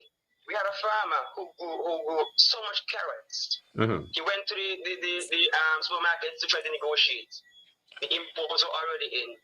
So about 40,000 pounds of carrots went to waste. But when the farmer was growing these things, did he collaborate with the department, let him know what the plan was and all his extension stuff? Because for growing all this amount of carrots, it means some kind of collaboration must be part. If you have an extension officer, who'd have to notify the department, and this stuff will come out. Yet, you know the ministry, and so what went wrong in between there? What went wrong? If we really discuss things like extension officers and those things, you're gonna get messy, right? So because sometimes okay, make your point. Make your point so the minister can answer. Make your point. And they're unable to go. Yeah, they're unable to go and do what they need to because they lack resources or they are tied up with other things, right? So there's always a disconnect. Sometimes we ask, when last is the extension officer? Can't tell us why they might be tied up doing something. The other time during the free of the 25 by 25. All right, 20 seconds, Carla. 20 seconds. Make your point. 20 seconds. I want minister to answer. Yes. Yeah, the point is that he said a lot of nothing because you realize that all I spoke about the metrics, the imports, the school, everything. That's why I don't like politics because it takes away from the reality of the situation. You can talk and nothing is really going on because the persons who are in it are feeling it. They're feeling the reality on the ground. But the minister can talk as though, it's like this whole presentation just showed you how far behind we are in agriculture and the disconnect between the farmer and the ministry. And that has always been the problem, the disconnect between both entities. All right, Carla. Thanks for your call. Appreciate it. Yes, okay, Bankie. The caller. Yeah, go ahead, Yahsonn. 1 minute. What happened is we have another caller waiting on the line. Okay. So let me see if I could allow to get in. So, caller, good evening. But I would also like to say something about the a comment that the previous caller made, but Okay, no after problem. this caller, yes. Okay, caller. Yes. Hello, good night. Yeah, go ahead. Good night. Yeah, my name is Troy Flanders, and I am a farmer. So, I just heard the minister talking some figures that he said that was produced, right? The question I'd like to ask the minister was the actual data there was projections. Because I could recall last year, as part of the 25 by 25, a number of seedlings was given out to farmers. But most of those the market. They didn't make it to maturity. So it is okay to tout the numbers because I could tell you, I received seedlings, I got tomatoes and peppers, but it was way too hot at that time for tomatoes to fruit. And I was not the only farmer who had difficulty with the tomatoes and the peppers. Most of the farmers had difficulty. But the place was way too hot for the tomatoes and the peppers to fruit. But yet, every seedling might have been calculated as part of what he are touting as production. So I want him to tell me, is it radiator, is it produce that make it to the market? Is it projection based on the number of seedlings that was given out to farmers? And I'm also Bankie plant onions and carrots. And the minister is there, he could tell you about a situation where there were members of the farming community who plant carrots, plant a lot of carrots. And he knows about it, the difficulty they had to get into the local market. The ministry had already known the extension service with the minister. This is the very same minister there. Said he was going to revamp the extension service because it wasn't up to par. So he was going to revamp it. I don't know if that had already taken place, but as far as I can see, I didn't see much changes in the extension service. Right? So, is there, he said everything people call is politics, but it's not politics. Today, I spent over 2 hours in a line at the Department of Agriculture to pepper a pack of onion seeds and a chemical. Mainly because... We can give 30 more seconds, Carla. Yes, no problem. Mainly because the shortage of feed for poultry, small ruminants, rabbit, all of them, the shortage of feed. So a pontoon of feed come in and they were distributing feed. So the hundreds of farmers that was up there, some of them only to know that they couldn't get one bag of feed. Farmers telling me that their rabbit are dead, the chicken, they have to let them out. This is a thing that is happening currently. And to told that the next pontoon of feed will be in 2 weeks from now. So imagine you didn't get no feed today. What will happen to your fowl, you rabbit, you pig? I watch a farmer cry today. You bring goosebumps on the body when the farmer cries. When he hear no more there. 50 bags of pellets for rabbit coming in the pontoon. 50 bags. And when the farmer hear nothing there, farmer say we rabbit them dead. They're dead, they're gone in. They can't get the can of put no waste on me rabbit them. I was asked to raise this amount of rabbit and now look what's going on. So the minister said, I want him to be honest. Yeah, well, he will respond to you. Yes, thank you. Thank you very much. All right, Minister, I guess you have 2 sets of questions to respond to, and it is what it is. And sometimes, as he mentioned, it's an observation that I make myself as a farmer myself. Sometimes there's definitely sometimes a disconnect between the farmer and the ministry, and one of my things, I said that there need to be a platform where we could have, like maybe the minister, members of the ministry, along with some of these farmers, because sometimes on the media you would hear these guys calling and the farmers calling and they give one side of the story, and like he's saying, then you would have the ministers or officials from the ministry come and give a whole other side of the story, and sometimes, it make it seem as if somebody's telling lies somewhere and we don't know which one. So that's why I mean, that's sorry, I didn't mean to cut you, but no, I was go ahead. saying, I was saying that this is recorded, right? We could fact check everything that has been said, right? Now, I wanted to talk on two things, and I'll come to Troy's question, which so the first one was from Kyle Flanders, um, and the second one I'll answer from Troy Flanders. Um, so for Kyle Flanders, he talked about imports. And these guys, and this is what I talk about, these guys try to paint a picture. Now, our imports are not tied to a fixed number, and we understand that. When we look at the imports of 2022, it will be based on the number of persons and the rate of consumption. When we look at the imports of 2025, it would again be based on the number of persons and the rate of consumption. Our tourism sector has been growing from 2022. One, coming out of COVID, another, it has been growing. The amount of traffic and consumption we've had in 2025 is far different to 2022. And so if we're going to look at imports as a statistic that has nothing to do with our agriculture sector, which is why I base my numbers on production, if you understand what I'm saying.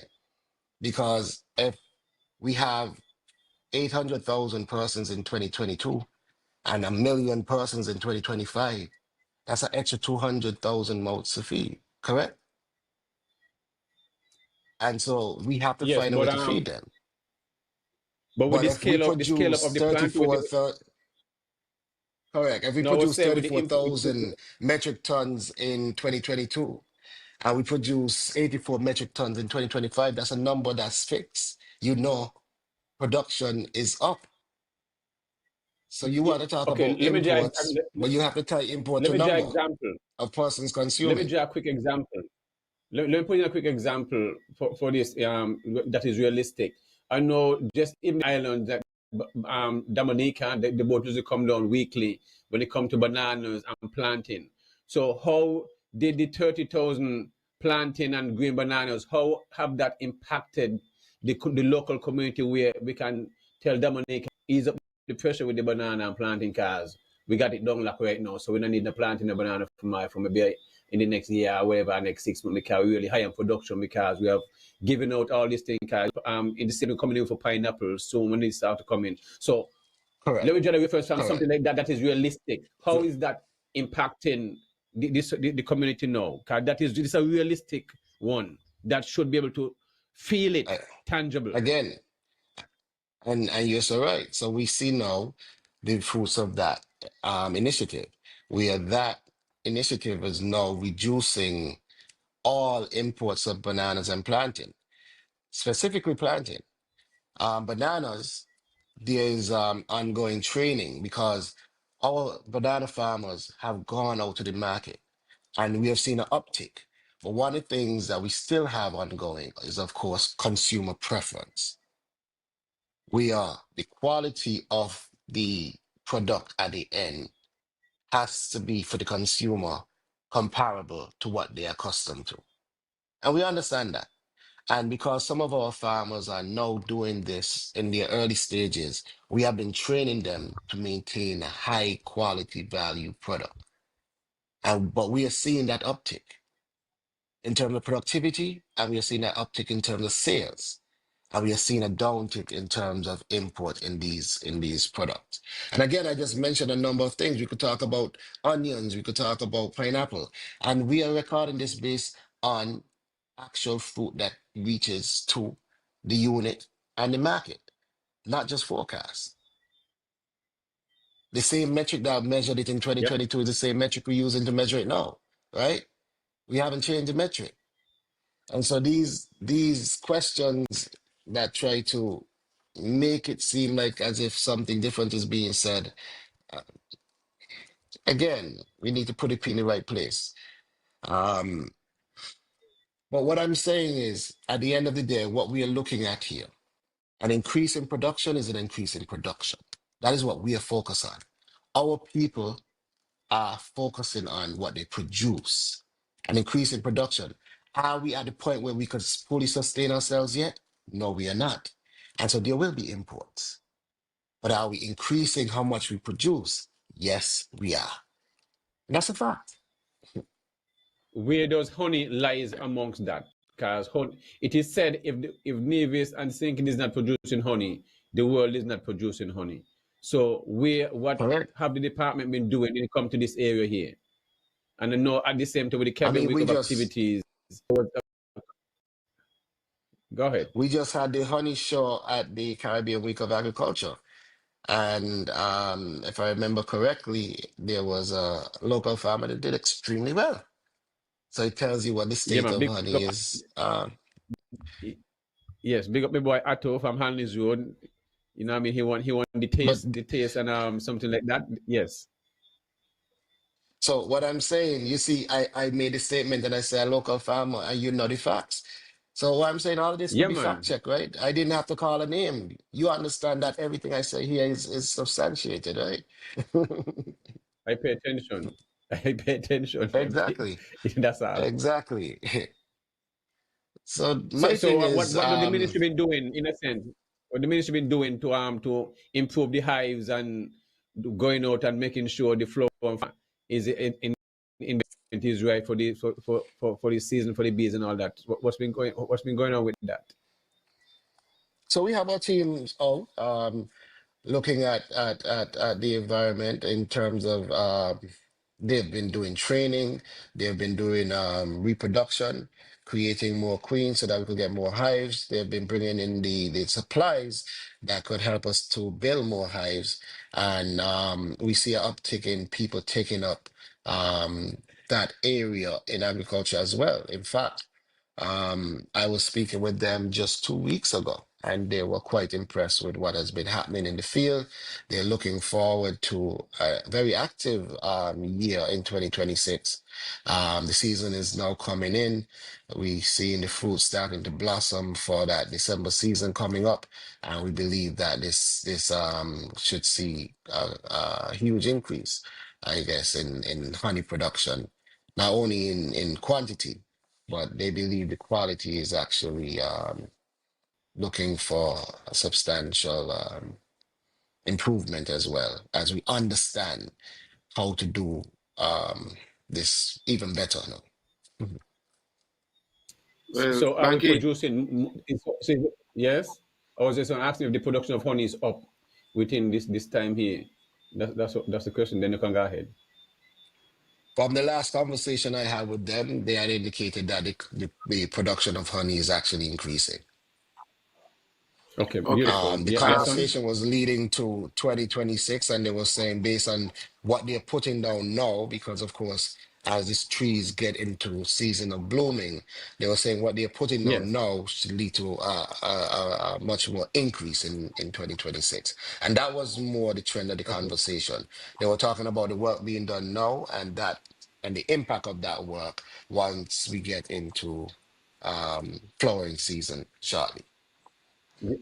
Yes, son. Yeah, yeah, so I have a couple of questions because I realize we are going on the time zone. It's almost almost out of time. But I want to be able to ask a couple of questions in relation to cannabis. But we have a caller on the line. So what I'm gonna do, I'm gonna let the caller get in, and then after the caller, I'm gonna get into some of the comments on the Facebook and the YouTube wall because there's some questions and a couple of people on I, the wall, and okay, cool. then we would allow the minister to respond. So, caller, good evening. Thank you for calling.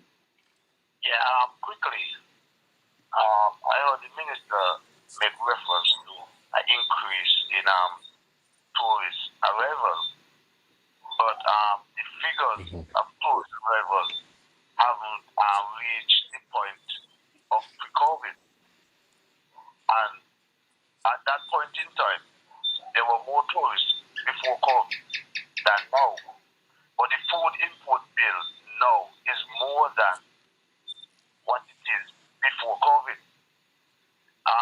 If the minister could point out the direction in which the 25 by 25 impact the food import bill over 4 million being spent.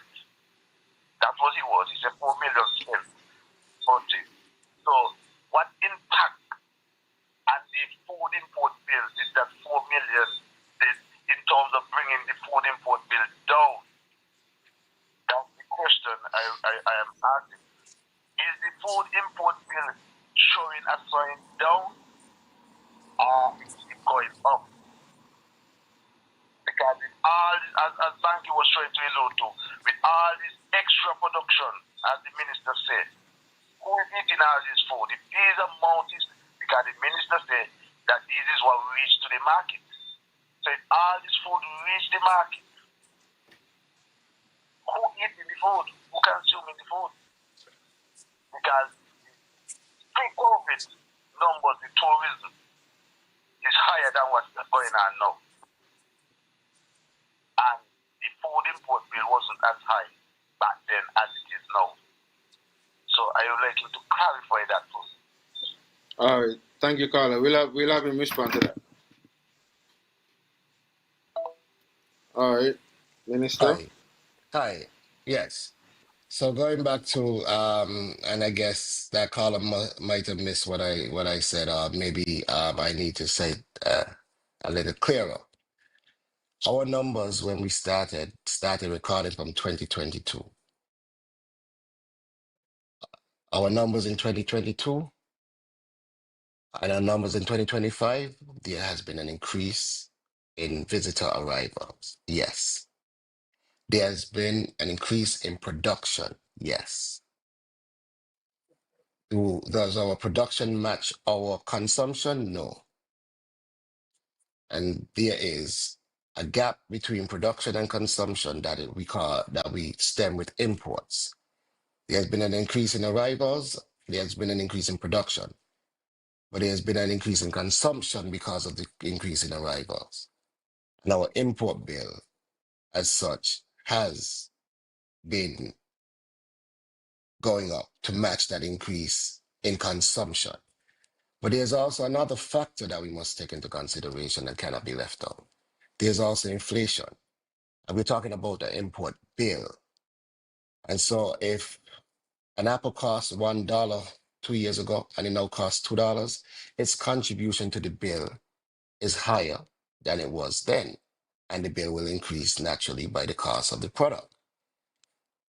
But again, that's why I said we cannot focus on import bill. We have to focus on production because there's so many variables on the import bill. But are we producing more? That is the question here. Are we producing more?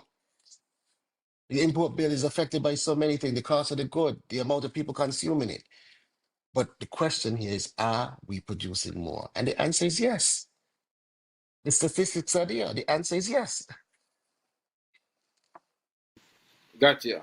And I think you would have Okay. responded Hold to on, Carl. in a way that is sometimes Uh, always I have good a to have call here. a different way to look at things. Okay, so yes, we're Let me gonna take take this the call. caller. Yes, your caller, go ahead. All right, so just a quick follow-up. This is why I don't like misinformation and disinformation, right? Because he's touting inflation, but the reality is both volume and value is increasing in input. Both volume and value, not just the value. And then added to that, do you know that in bringing up their plans for 25 by 25, they hinge that on the value of imports. He didn't know inflation exists back then. His thing was that in the ministry telling them you cannot do it based on the value because it's a moving target. It is a move. You will never catch a moving target like that. Why they did it on? They say, okay, the import bill for food for produce is 250 million. We're going to cut off 50 million, and that was their 25%. That was the napkin mats. The value is a moving target. So this is why I don't like politics, because of misinformation and disinformation. That's all I had to add to that. Minister, it come like we have to get a show with you and these callers, you know, where you have to get sit down from across each other and have a debate and show the statistics and all these things. So But no, if you recognize the callers, I mean, and again, this is a show to inform people about agriculture. And there's a different show that we'll talk about the politics. But if you recognize the callers, you'll understand what it is, right? What I'm saying is, did I not speak to the import that the increase in volume based on the increase in numbers? But I also spoke on the increase in value as well. So for me, I don't understand the point of that caller when I spoke that the volume and value increase. And I said yes, why? son, continue. Yeah, okay. So here's what before I go to the some of the comments on the war, right? I know you said earlier on that you're gonna get into the cannabis side of things, and I want to get into it before Hmm. you leave because I find that there's a lot that's going on where that is concerned, and I think there's a lot of questions that really needs to be answered. And seeing that we have you here as the minister responsible for at least the medicinal side of it, to get into a couple of things. So, with the ongoing arrests that's related to cannabis, what is the government's approach to balancing law enforcement with the rights of traditional and spiritual cannabis users and users on a whole? Because No, seemingly, no, guys, I was saying seemingly when it right comes now to, there's yeah. a lot of arrests in the media. You're seeing a lot of people being arrested and all that, and then you're hearing on one other side, well, we're trying to get this cannabis industry going, and we have decriminalized it, and all this, and then you're hearing and seeing all of this happening. So So let us be clear. Um, the Medicinal Cannabis Authority deals with medicinal cannabis. Now, you also have the sacramental use of cannabis that is also, am I coming through clearly? I'm just making sure. yes, you're coming through very clear. Okay, good, Yeah, man, good. you're good, you're good, you're good. But there's still the problem of illegal cannabis, especially when it comes to import and export.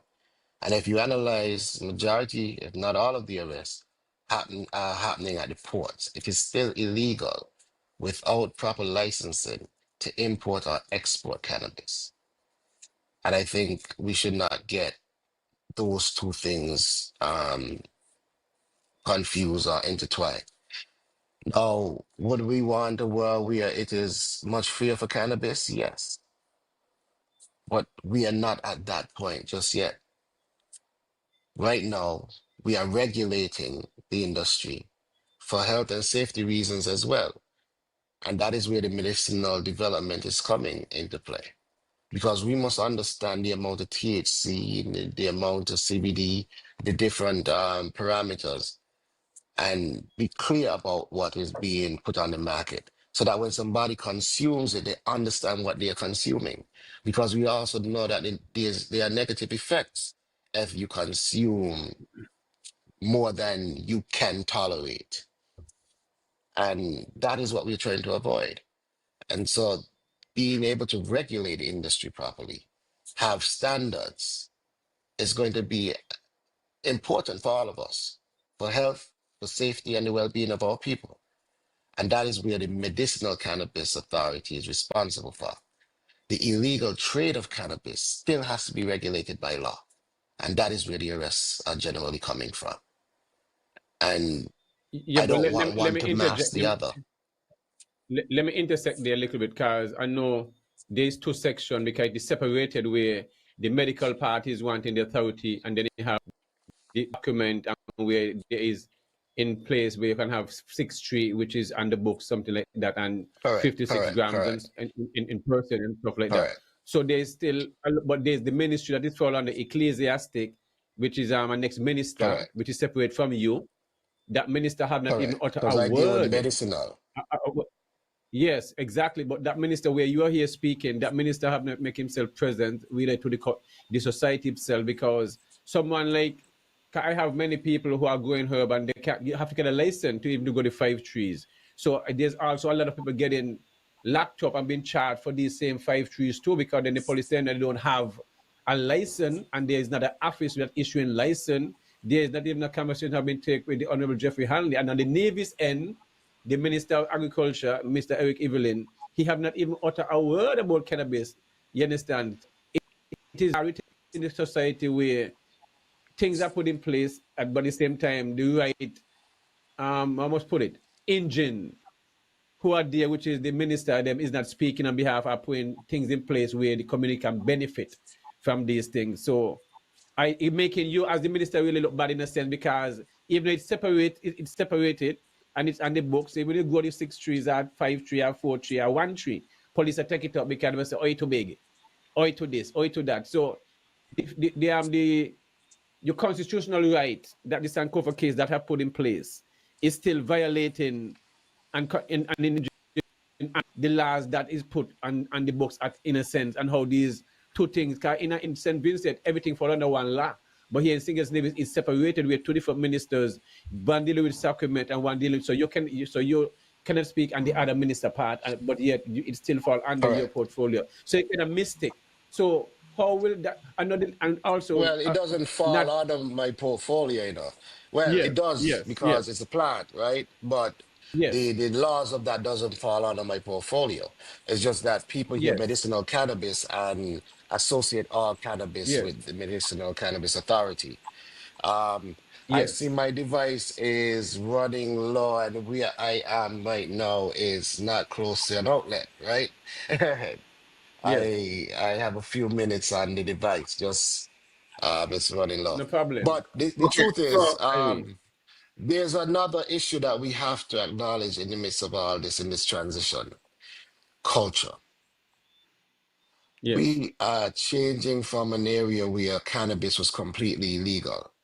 Law enforcement, financial institutions, social institutions have been trained for the last how many decades to fight this plant. And that culture is still ingrained in many of our people. So even with the legislation open, because I just heard you say about the tree and somebody saying it's too big, that should not be a conversation. But again, when you have people cultured to fight against it, yeah, they will use every measure they have. And we need to but, help to change that culture. but Mr. Duggins, yeah, Mr. but Duggins, these are the police. You see what I mean? So if the police have to be a That's what part of I'm the saying. training, and the ministers them Correct. And have that's to the lay point that out I'm and let the making. police them know, That's the point that ease I'm up making. on the herb. You see what I mean? They have to ease up because we're That moving is the into the point that I'm industry. We have to making. teach people. Okay, go ahead. Yes, beautiful. but Mr. Go ahead. Duggins, right? With all due Yes. respect, right? This is part of the problem that I'm hearing from the agricultural side of things, and even as we get even more specific into the cannabis side of things, that there seemingly is a disconnect, even within the government itself, because here is it: you represent the medicinal side, Hmm. and then you have another minister representing another side of the cannabis, and I'm not certain if there's any collaboration or any communication, because for one, you're here speaking on the medicinal side, but as Banky would have highlighted, we have never heard the Honorable Jeffrey Hanley speak on cannabis. I'm sure people listening now would be amazed to know that the Honorable Jeffrey Hanley has something to do with cannabis, because he has never spoken on it. And the funny thing is, the areas that he is charged with were the areas that Sankofa took the government to court for. Sankofa never took the government to court for no medicinal cannabis. The government has opted to take the medicinal approach and route to deal with it. So when I look at it, and this is why it is kind of, I find it very disrespectful, because the reality is, one of the reasons that it's touted, that cannabis was touted, the decriminalization, was that same avenue that the medicinal is providing as a revenue generator. Here is it, you have this Hmm. possible revenue generator that would have significant implications for even the traditional growers and the local farmers and the agricultural industry overall, because as one of the highest paid cash crops that will, should boom the economy of the agricultural sector. But here is it, you have not even 5% of the emphasis and interest that is being pushed into this industry, but we have this SSZ that we spoke about that you said, you know what I mean? But look at the kind of emphasis that is being placed on this, which at the end of it, the benefits so much would not necessarily be for us, the foreign investors and whoever people are bringing in. Most of the jobs that we're going to get is, well, I don't want to describe that. I just want to look at the fact that the cannabis industry could empower more of our people to be entrepreneurs and get millionaires and billionaires if the industry is really taken and given the serious interest that it should. And I am disappointed. I mean, Bankie spoke to the same thing in Nevis, where you are the minister for medicinal cannabis. Eric Evelyn is the minister for medicinal cannabis. We have never heard anything from Eric Evelyn at all. And I don't know if you guys do collaborate. So do you and Mr. Evelyn collaborate on that issue? I mean, do you and Mr. Jeffrey Hanley collaborate on this issue? I mean, inquiring minds would love to know. So the idea of collaboration, and I think you open two different doors at the same time, right? Because Sorry, them I did speaking because is you said, one thing. sorry, I did, you said because you said you have a little limited amount of time on your device. So I tried to get it in. Yes, and I do, Well, I do. I actually have about maybe 2 minutes, based on what I'm seeing here. Um, but the idea of them speaking on it is one thing, and that's one side of it. But that doesn't speak to the collaboration, right? And I want us to be clear on that because there is collaboration, when it comes to that. The idea of the culturing of the police, again, that's now a whole nother area, which is justice and legal affairs, right? National security. Again, that's a whole nother area again. And so I want us to understand that while we and it's something that I'm passionate about too, and we share that passion, we also understand that the culture in and of itself is a difficult one to remove.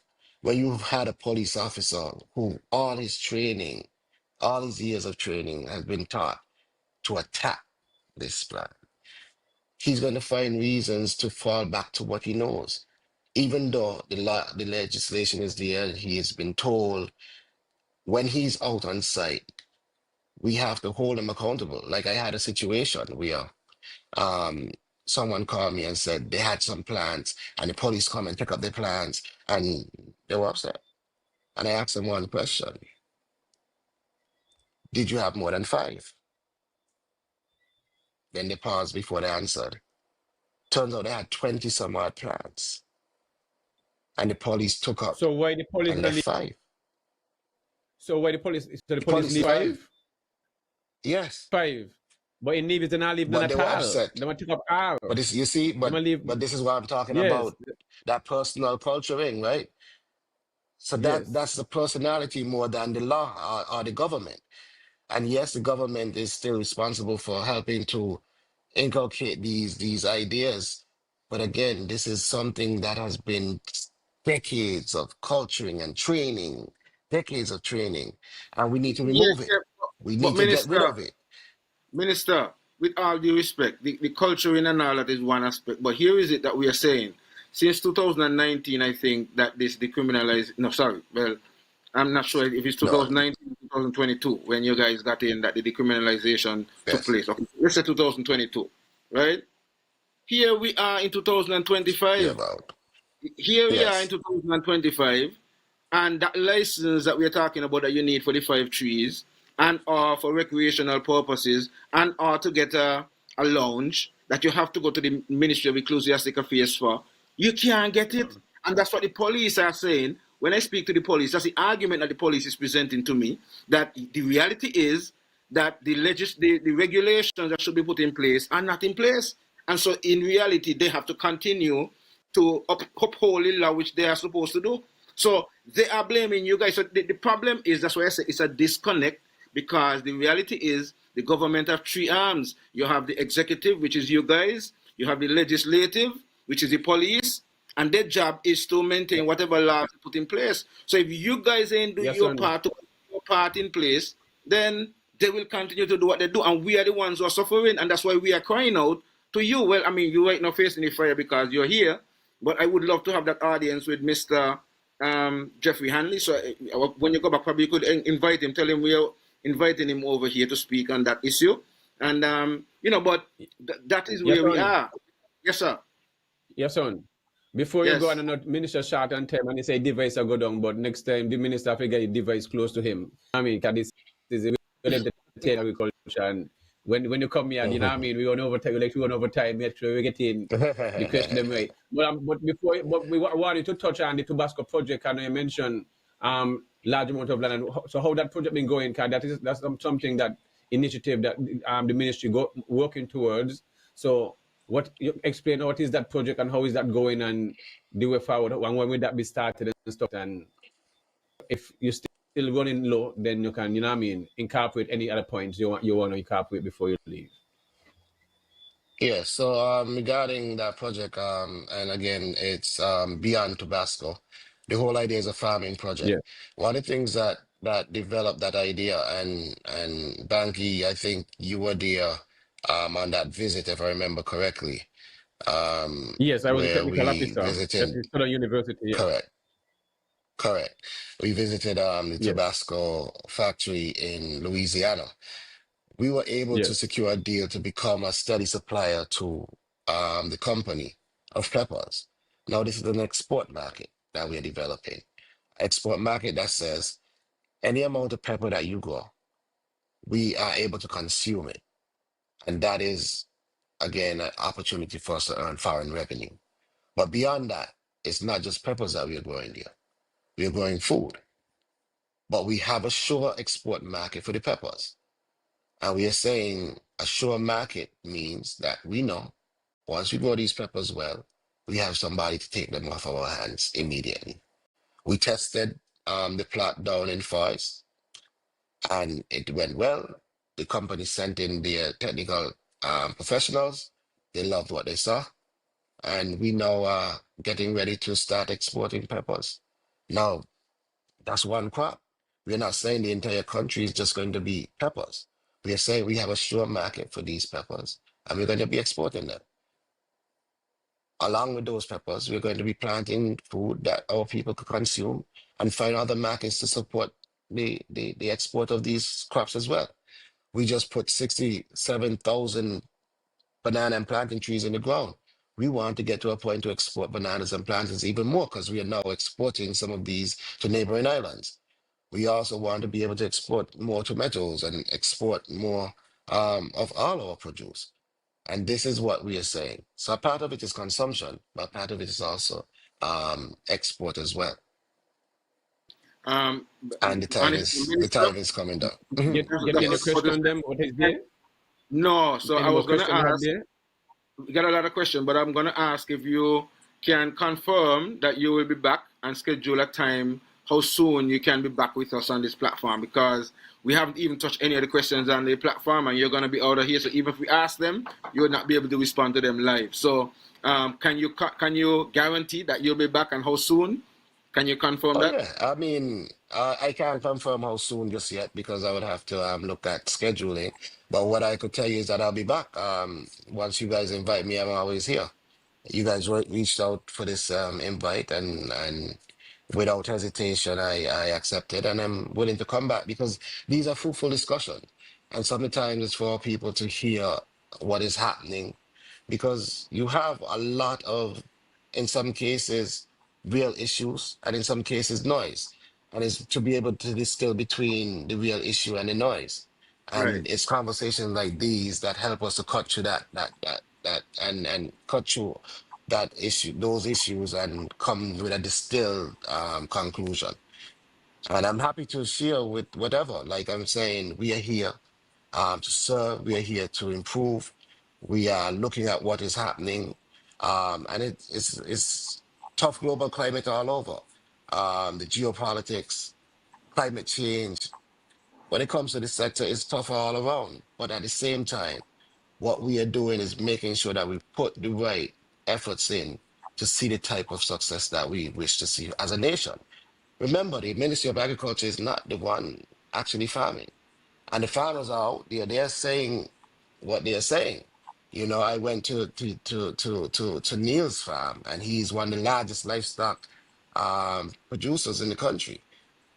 It was funny because Neil was like, you know, I hope you're around for at least 10 more years. And I'm like, why would you, why? He said, because I think I'm putting 10 more years in this, and I want you to be the minister for the next 10 years because this is the best I've ever seen in the industry. Yellows has said the same thing. A number of farmers. It, it's interesting to me because when you in the farming community with the productive farmers, you hear what they're saying, and I think it's important that people understand that. Well, you know, Minister, I'm going to Yes, give you the in the opportunity minute then. But yes, you to, have to any more make comments before the minister wrap up? closing remarks. But while you do, and within that, I want you to extend that invitation to the Honorable Jeffrey Hanley so that he can, you know, come over so that we can Yes, discuss that topic specifically. and It doesn't I necessarily. will extend that. Yes. Yes. Okay, so let's see before you go, if there are a couple of questions here Mhm. on the platform. We have. Actually, Um, I think we should wrap because this is okay, going to go ahead. cut. Uh, Yes, so do yes. your closing No, I'm just remarks. Sir. saying whatever. Well, in closing, I just want to say thank you guys for inviting me here. I think it's important for conversations like these to go out to our people so that people can hear what is actually happening in the sector. Um, I believe the farmers themselves should also be invited, and I'm not just talking about the few that call in. I'm talking about the wide scope of farmers so you can get a real sense of what's happening in the farming sector. And I'm not just talking crops, I'm talking livestock. Again, agriculture is a vulnerable sector. I'm not saying it's a perfect world. I could never say that. It would never be perfect. But the picture that is being painted by a few of those persons is really not the picture of the entire sector. Um, and we've heard that far and wide. You hear that across the region, you hear that across the world. And we want to really make sure that our sector is, first of all, sustainable, that it can last for generations to come. But importantly, while being sustainable, we want to make it productive. And I believe we are trying to find that balance, and we see productivity increasing, but we are also making sure we take sustainable measures because you can be productive and unsustainable, and that is only short-term success. And we don't want short-term success. We want a sector that could last for generations and that could be productive for generations. And I believe our efforts are seeing that type of development. Thank you very much, and thank you for accepting our invitation. And we look forward to having you back. And as soon as we get that timetable, we will definitely schedule you back because based on the comments and based on some of the questions on the wall that did not get responded to, and I did have other questions as well too. So thank you very much, and we do look forward to having you back on everything agriculture for more updates on Yeah, what's man. happening. As you realize, yes. As minister, we want to thank you for coming out. I mean, reasoning with the general public. I mean, answering their question, updating them in ministry, the success story, some of the hiccups and stuff. This is what it's all about. And this is where you're gonna be more appreciated for by not shying away from with the public. And you're always welcome to come on the show anytime to give an update when it's needed. Isn't a problem. So I want to say thank you again for coming out and choosing No Real problem. Entertainment Network and the Everything Agriculture Show. Enough respect, greatly appreciate you coming out and being a man standing up. And no question is too hard, and that's how it is because you're here to serve the people, That's and by doing that's that right. is the right thing to do. So enough respect for That's that, right. and appreciate. As you see, the people I'm really loving the show, reaching out, asking questions. So looking for the And, next reading and, coming and up in the also, new year and stuff like that.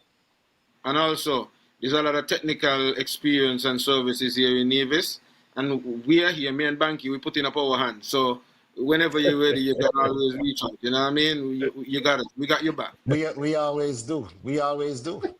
Um, Yeah, yeah, but easy to reach, ask man. Banky. Samal is easy to reach. Yeah, man. Easy to reach. Easy to reach. Yeah, man. But Yeah. enough respect, All enough right. respect, enough respect. Thanks for the reasoning, and I just the viewers and listening audience, and definitely this will be shared around for the rest of the week and over the weekend, and I'm sure you'll get a lot of feedback from viewers. So, enough respect, and thanks for coming on again and choosing Real Entertainment Network. Yes, Are you sir. there? Cheers. Yes, so it was another edition of Everything Agriculture. We had the Minister of Agriculture, the Federal Minister of Agriculture, the Honorable Samal Duggins, on the platform. I'm truly sorry for those But on. yes, and what I want you to do still read out some of the question and maybe the minister might still be around listening to some of the question them and what people had for him. We can always keep them in mind and stuff like that. We can, Yeah, but I was gonna read some of them, but I was just still apologizing for the fact that we didn't get to Yeah, man, ask go them why ahead. they were here, because Yes, yes, yes. generally we would seek to do that, but I guess they would realize that we also wanted to get in some of our questions, and then we would have had some of the callers and the response to some of the callers and all that. So we have Jetty Taylor saying, if Tim did this, you would see the labor uproar. Well, I don't know exactly what he was talking about.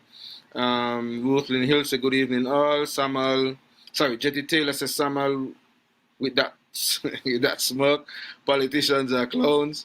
Okay, Gigi said, exactly, Yahsonn. Let's go back over to the YouTube platform. We have, okay, I am hearing a lot of talking, but the question is, what is really happening on the ground? SKN Game says, Aika trained so many farmers in Nevis. Booba Love said, blessed night family. Mighty Servant says, question, when the farmers, and note how I spell farmers by capitalizing the arm, do they pass on the savings to consumers? And do they increase production when subsidized? And by how much? Ali Jeffers says, Mr. Minister, you spoke about artificial insemination with help from Ross. Have this been done with pigs? That's a question that somebody had. SKM Game says local produce are cheaper than imported. Mighty Servant had another question. Do local farmers see local market as the tourism industry or as the people in general? Meaning, are the farmers focusing on sales and production for Four Seasons, rams, etc.? Mighty Servant, another question. Why aren't the farmers not farming corporations and buying their products needed for farming collectively and then seeking subsidies by the government rather than waiting for the government to buy? SKN Game says nonsense. The point is to reduce imports. Planting imports were always negligible. Mighty Servant, in Latin prefix agri means land or farming. It is said that the culture determines culture. The question is, are we as a people employing and embracing wholesomely a farming and land ownership culture? SKN Game says, ask him about the protest. Mighty Servant, there is no land ownership.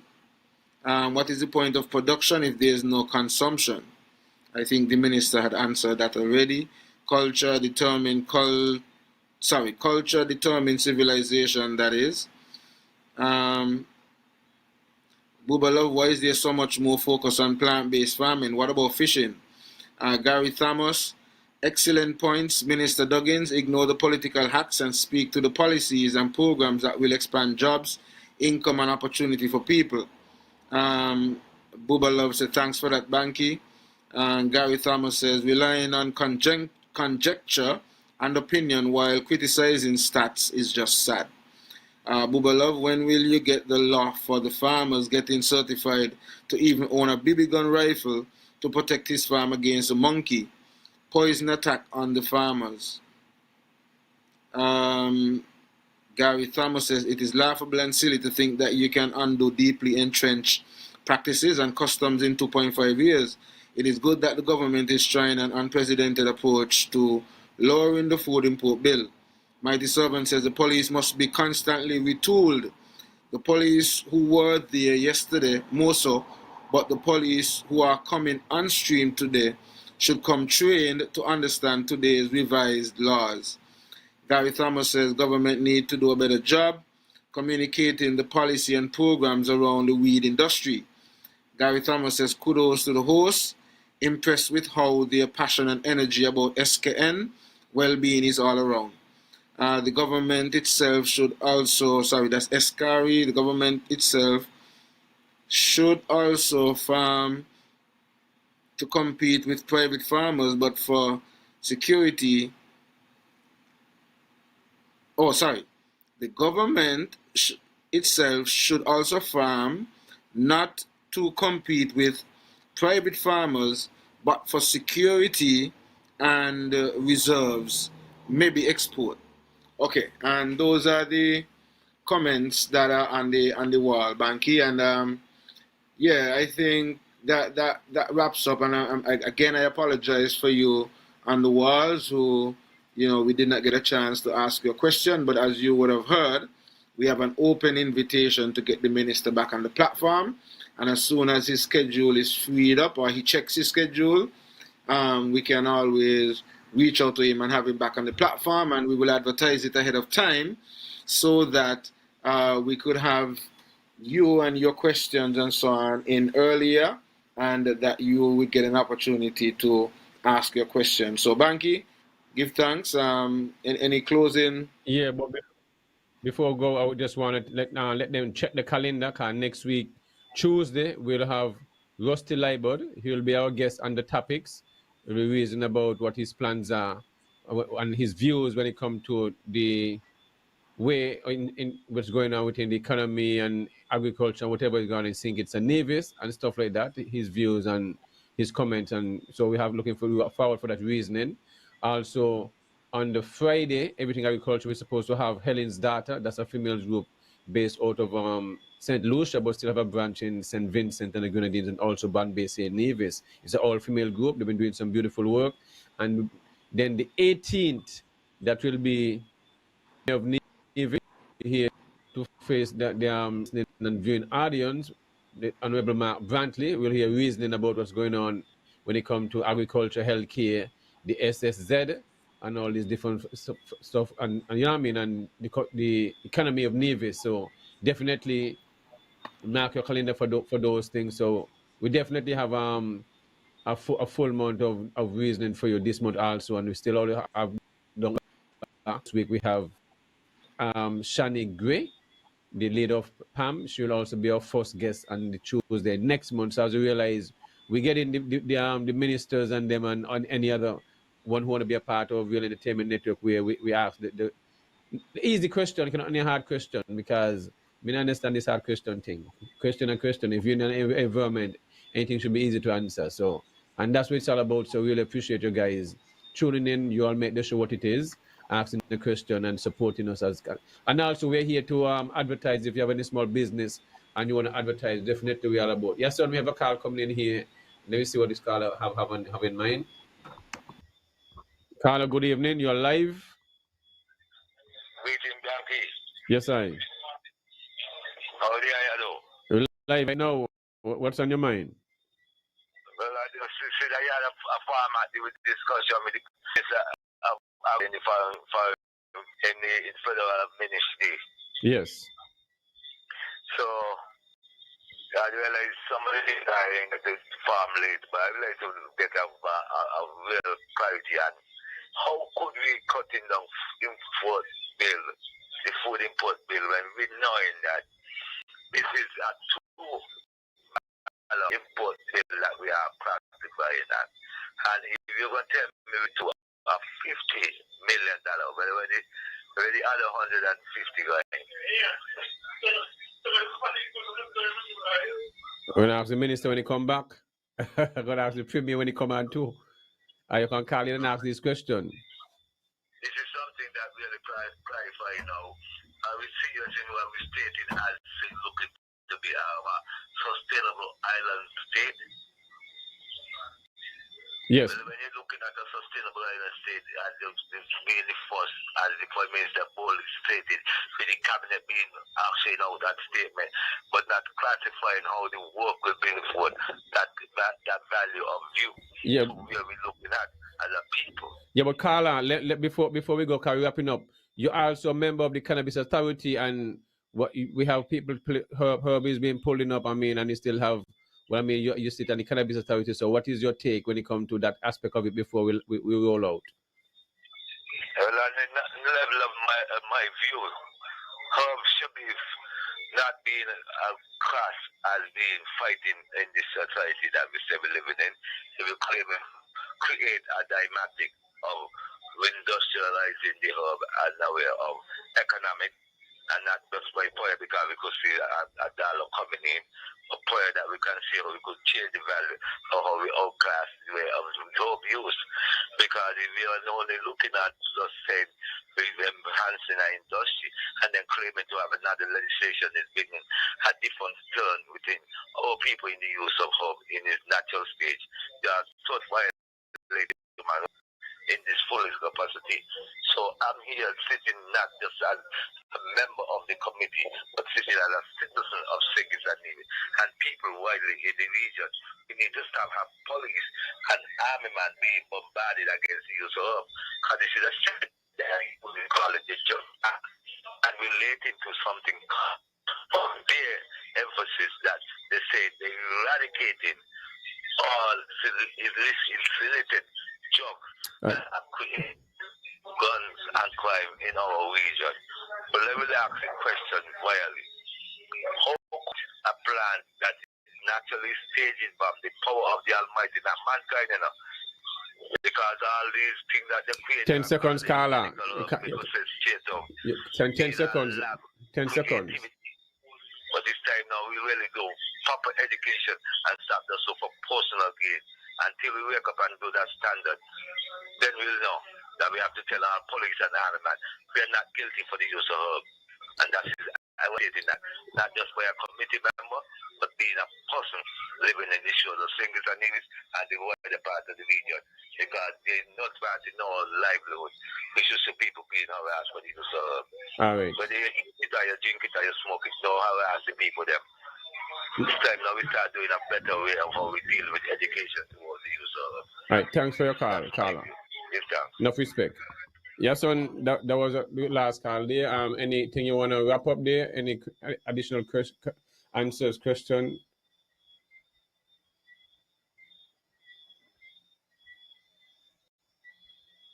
Well, let me see what we see here on the wall. It says, I hold the view that the races who were on the cannabis industry allowed themselves to be outsmarted because they put emotions before rationality and reason, and hence this is this is where we are. Okay. That's the last comment that we see on the Facebook sorry, that's on the YouTube platform.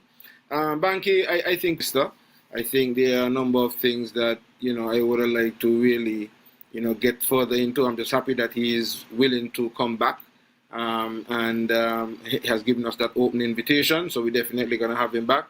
And again, I apologize to the folks on the wall whose questions were not given the opportunity to be read while the minister was on the platform, but he did mention that his battery was running low, and so he would have had to run away. So we tried to, as much as possible, give him the opportunity to say what he needs to say before he gets cut off, because he would have looked, and we would have felt a bit disrespectful if he got cut off. So again, I want to say, I want to encourage folks to continue to empower our youth where agriculture is concerned. Like I said, I went to a school today, and there wasn't any student dressed up for career day with any interest, showing any interest in being a farmer.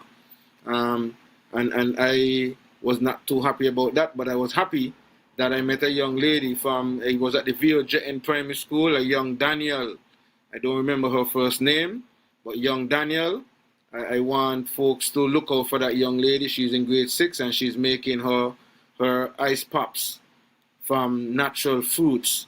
And I would love, like, maybe even Helen's daughters and son to empower that young lady and give her that opportunity to, from start a business and let people see that you don't need to be an adult to get involved in an agro business. And it's things like these we need to seek to do to empower our youths and showcase, the opportunities outside of going in the physical dirt and working.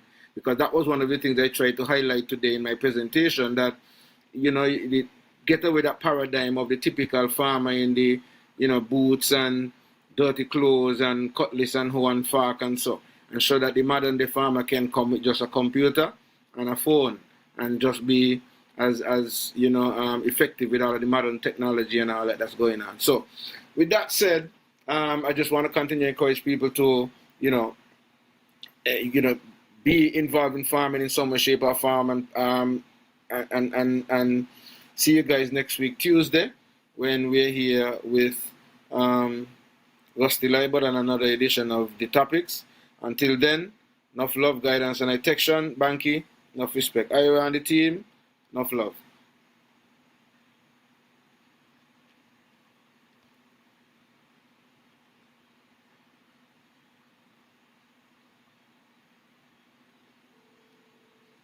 You want to make so long, your son, when we get air. Yeah, I trying to do the same thing.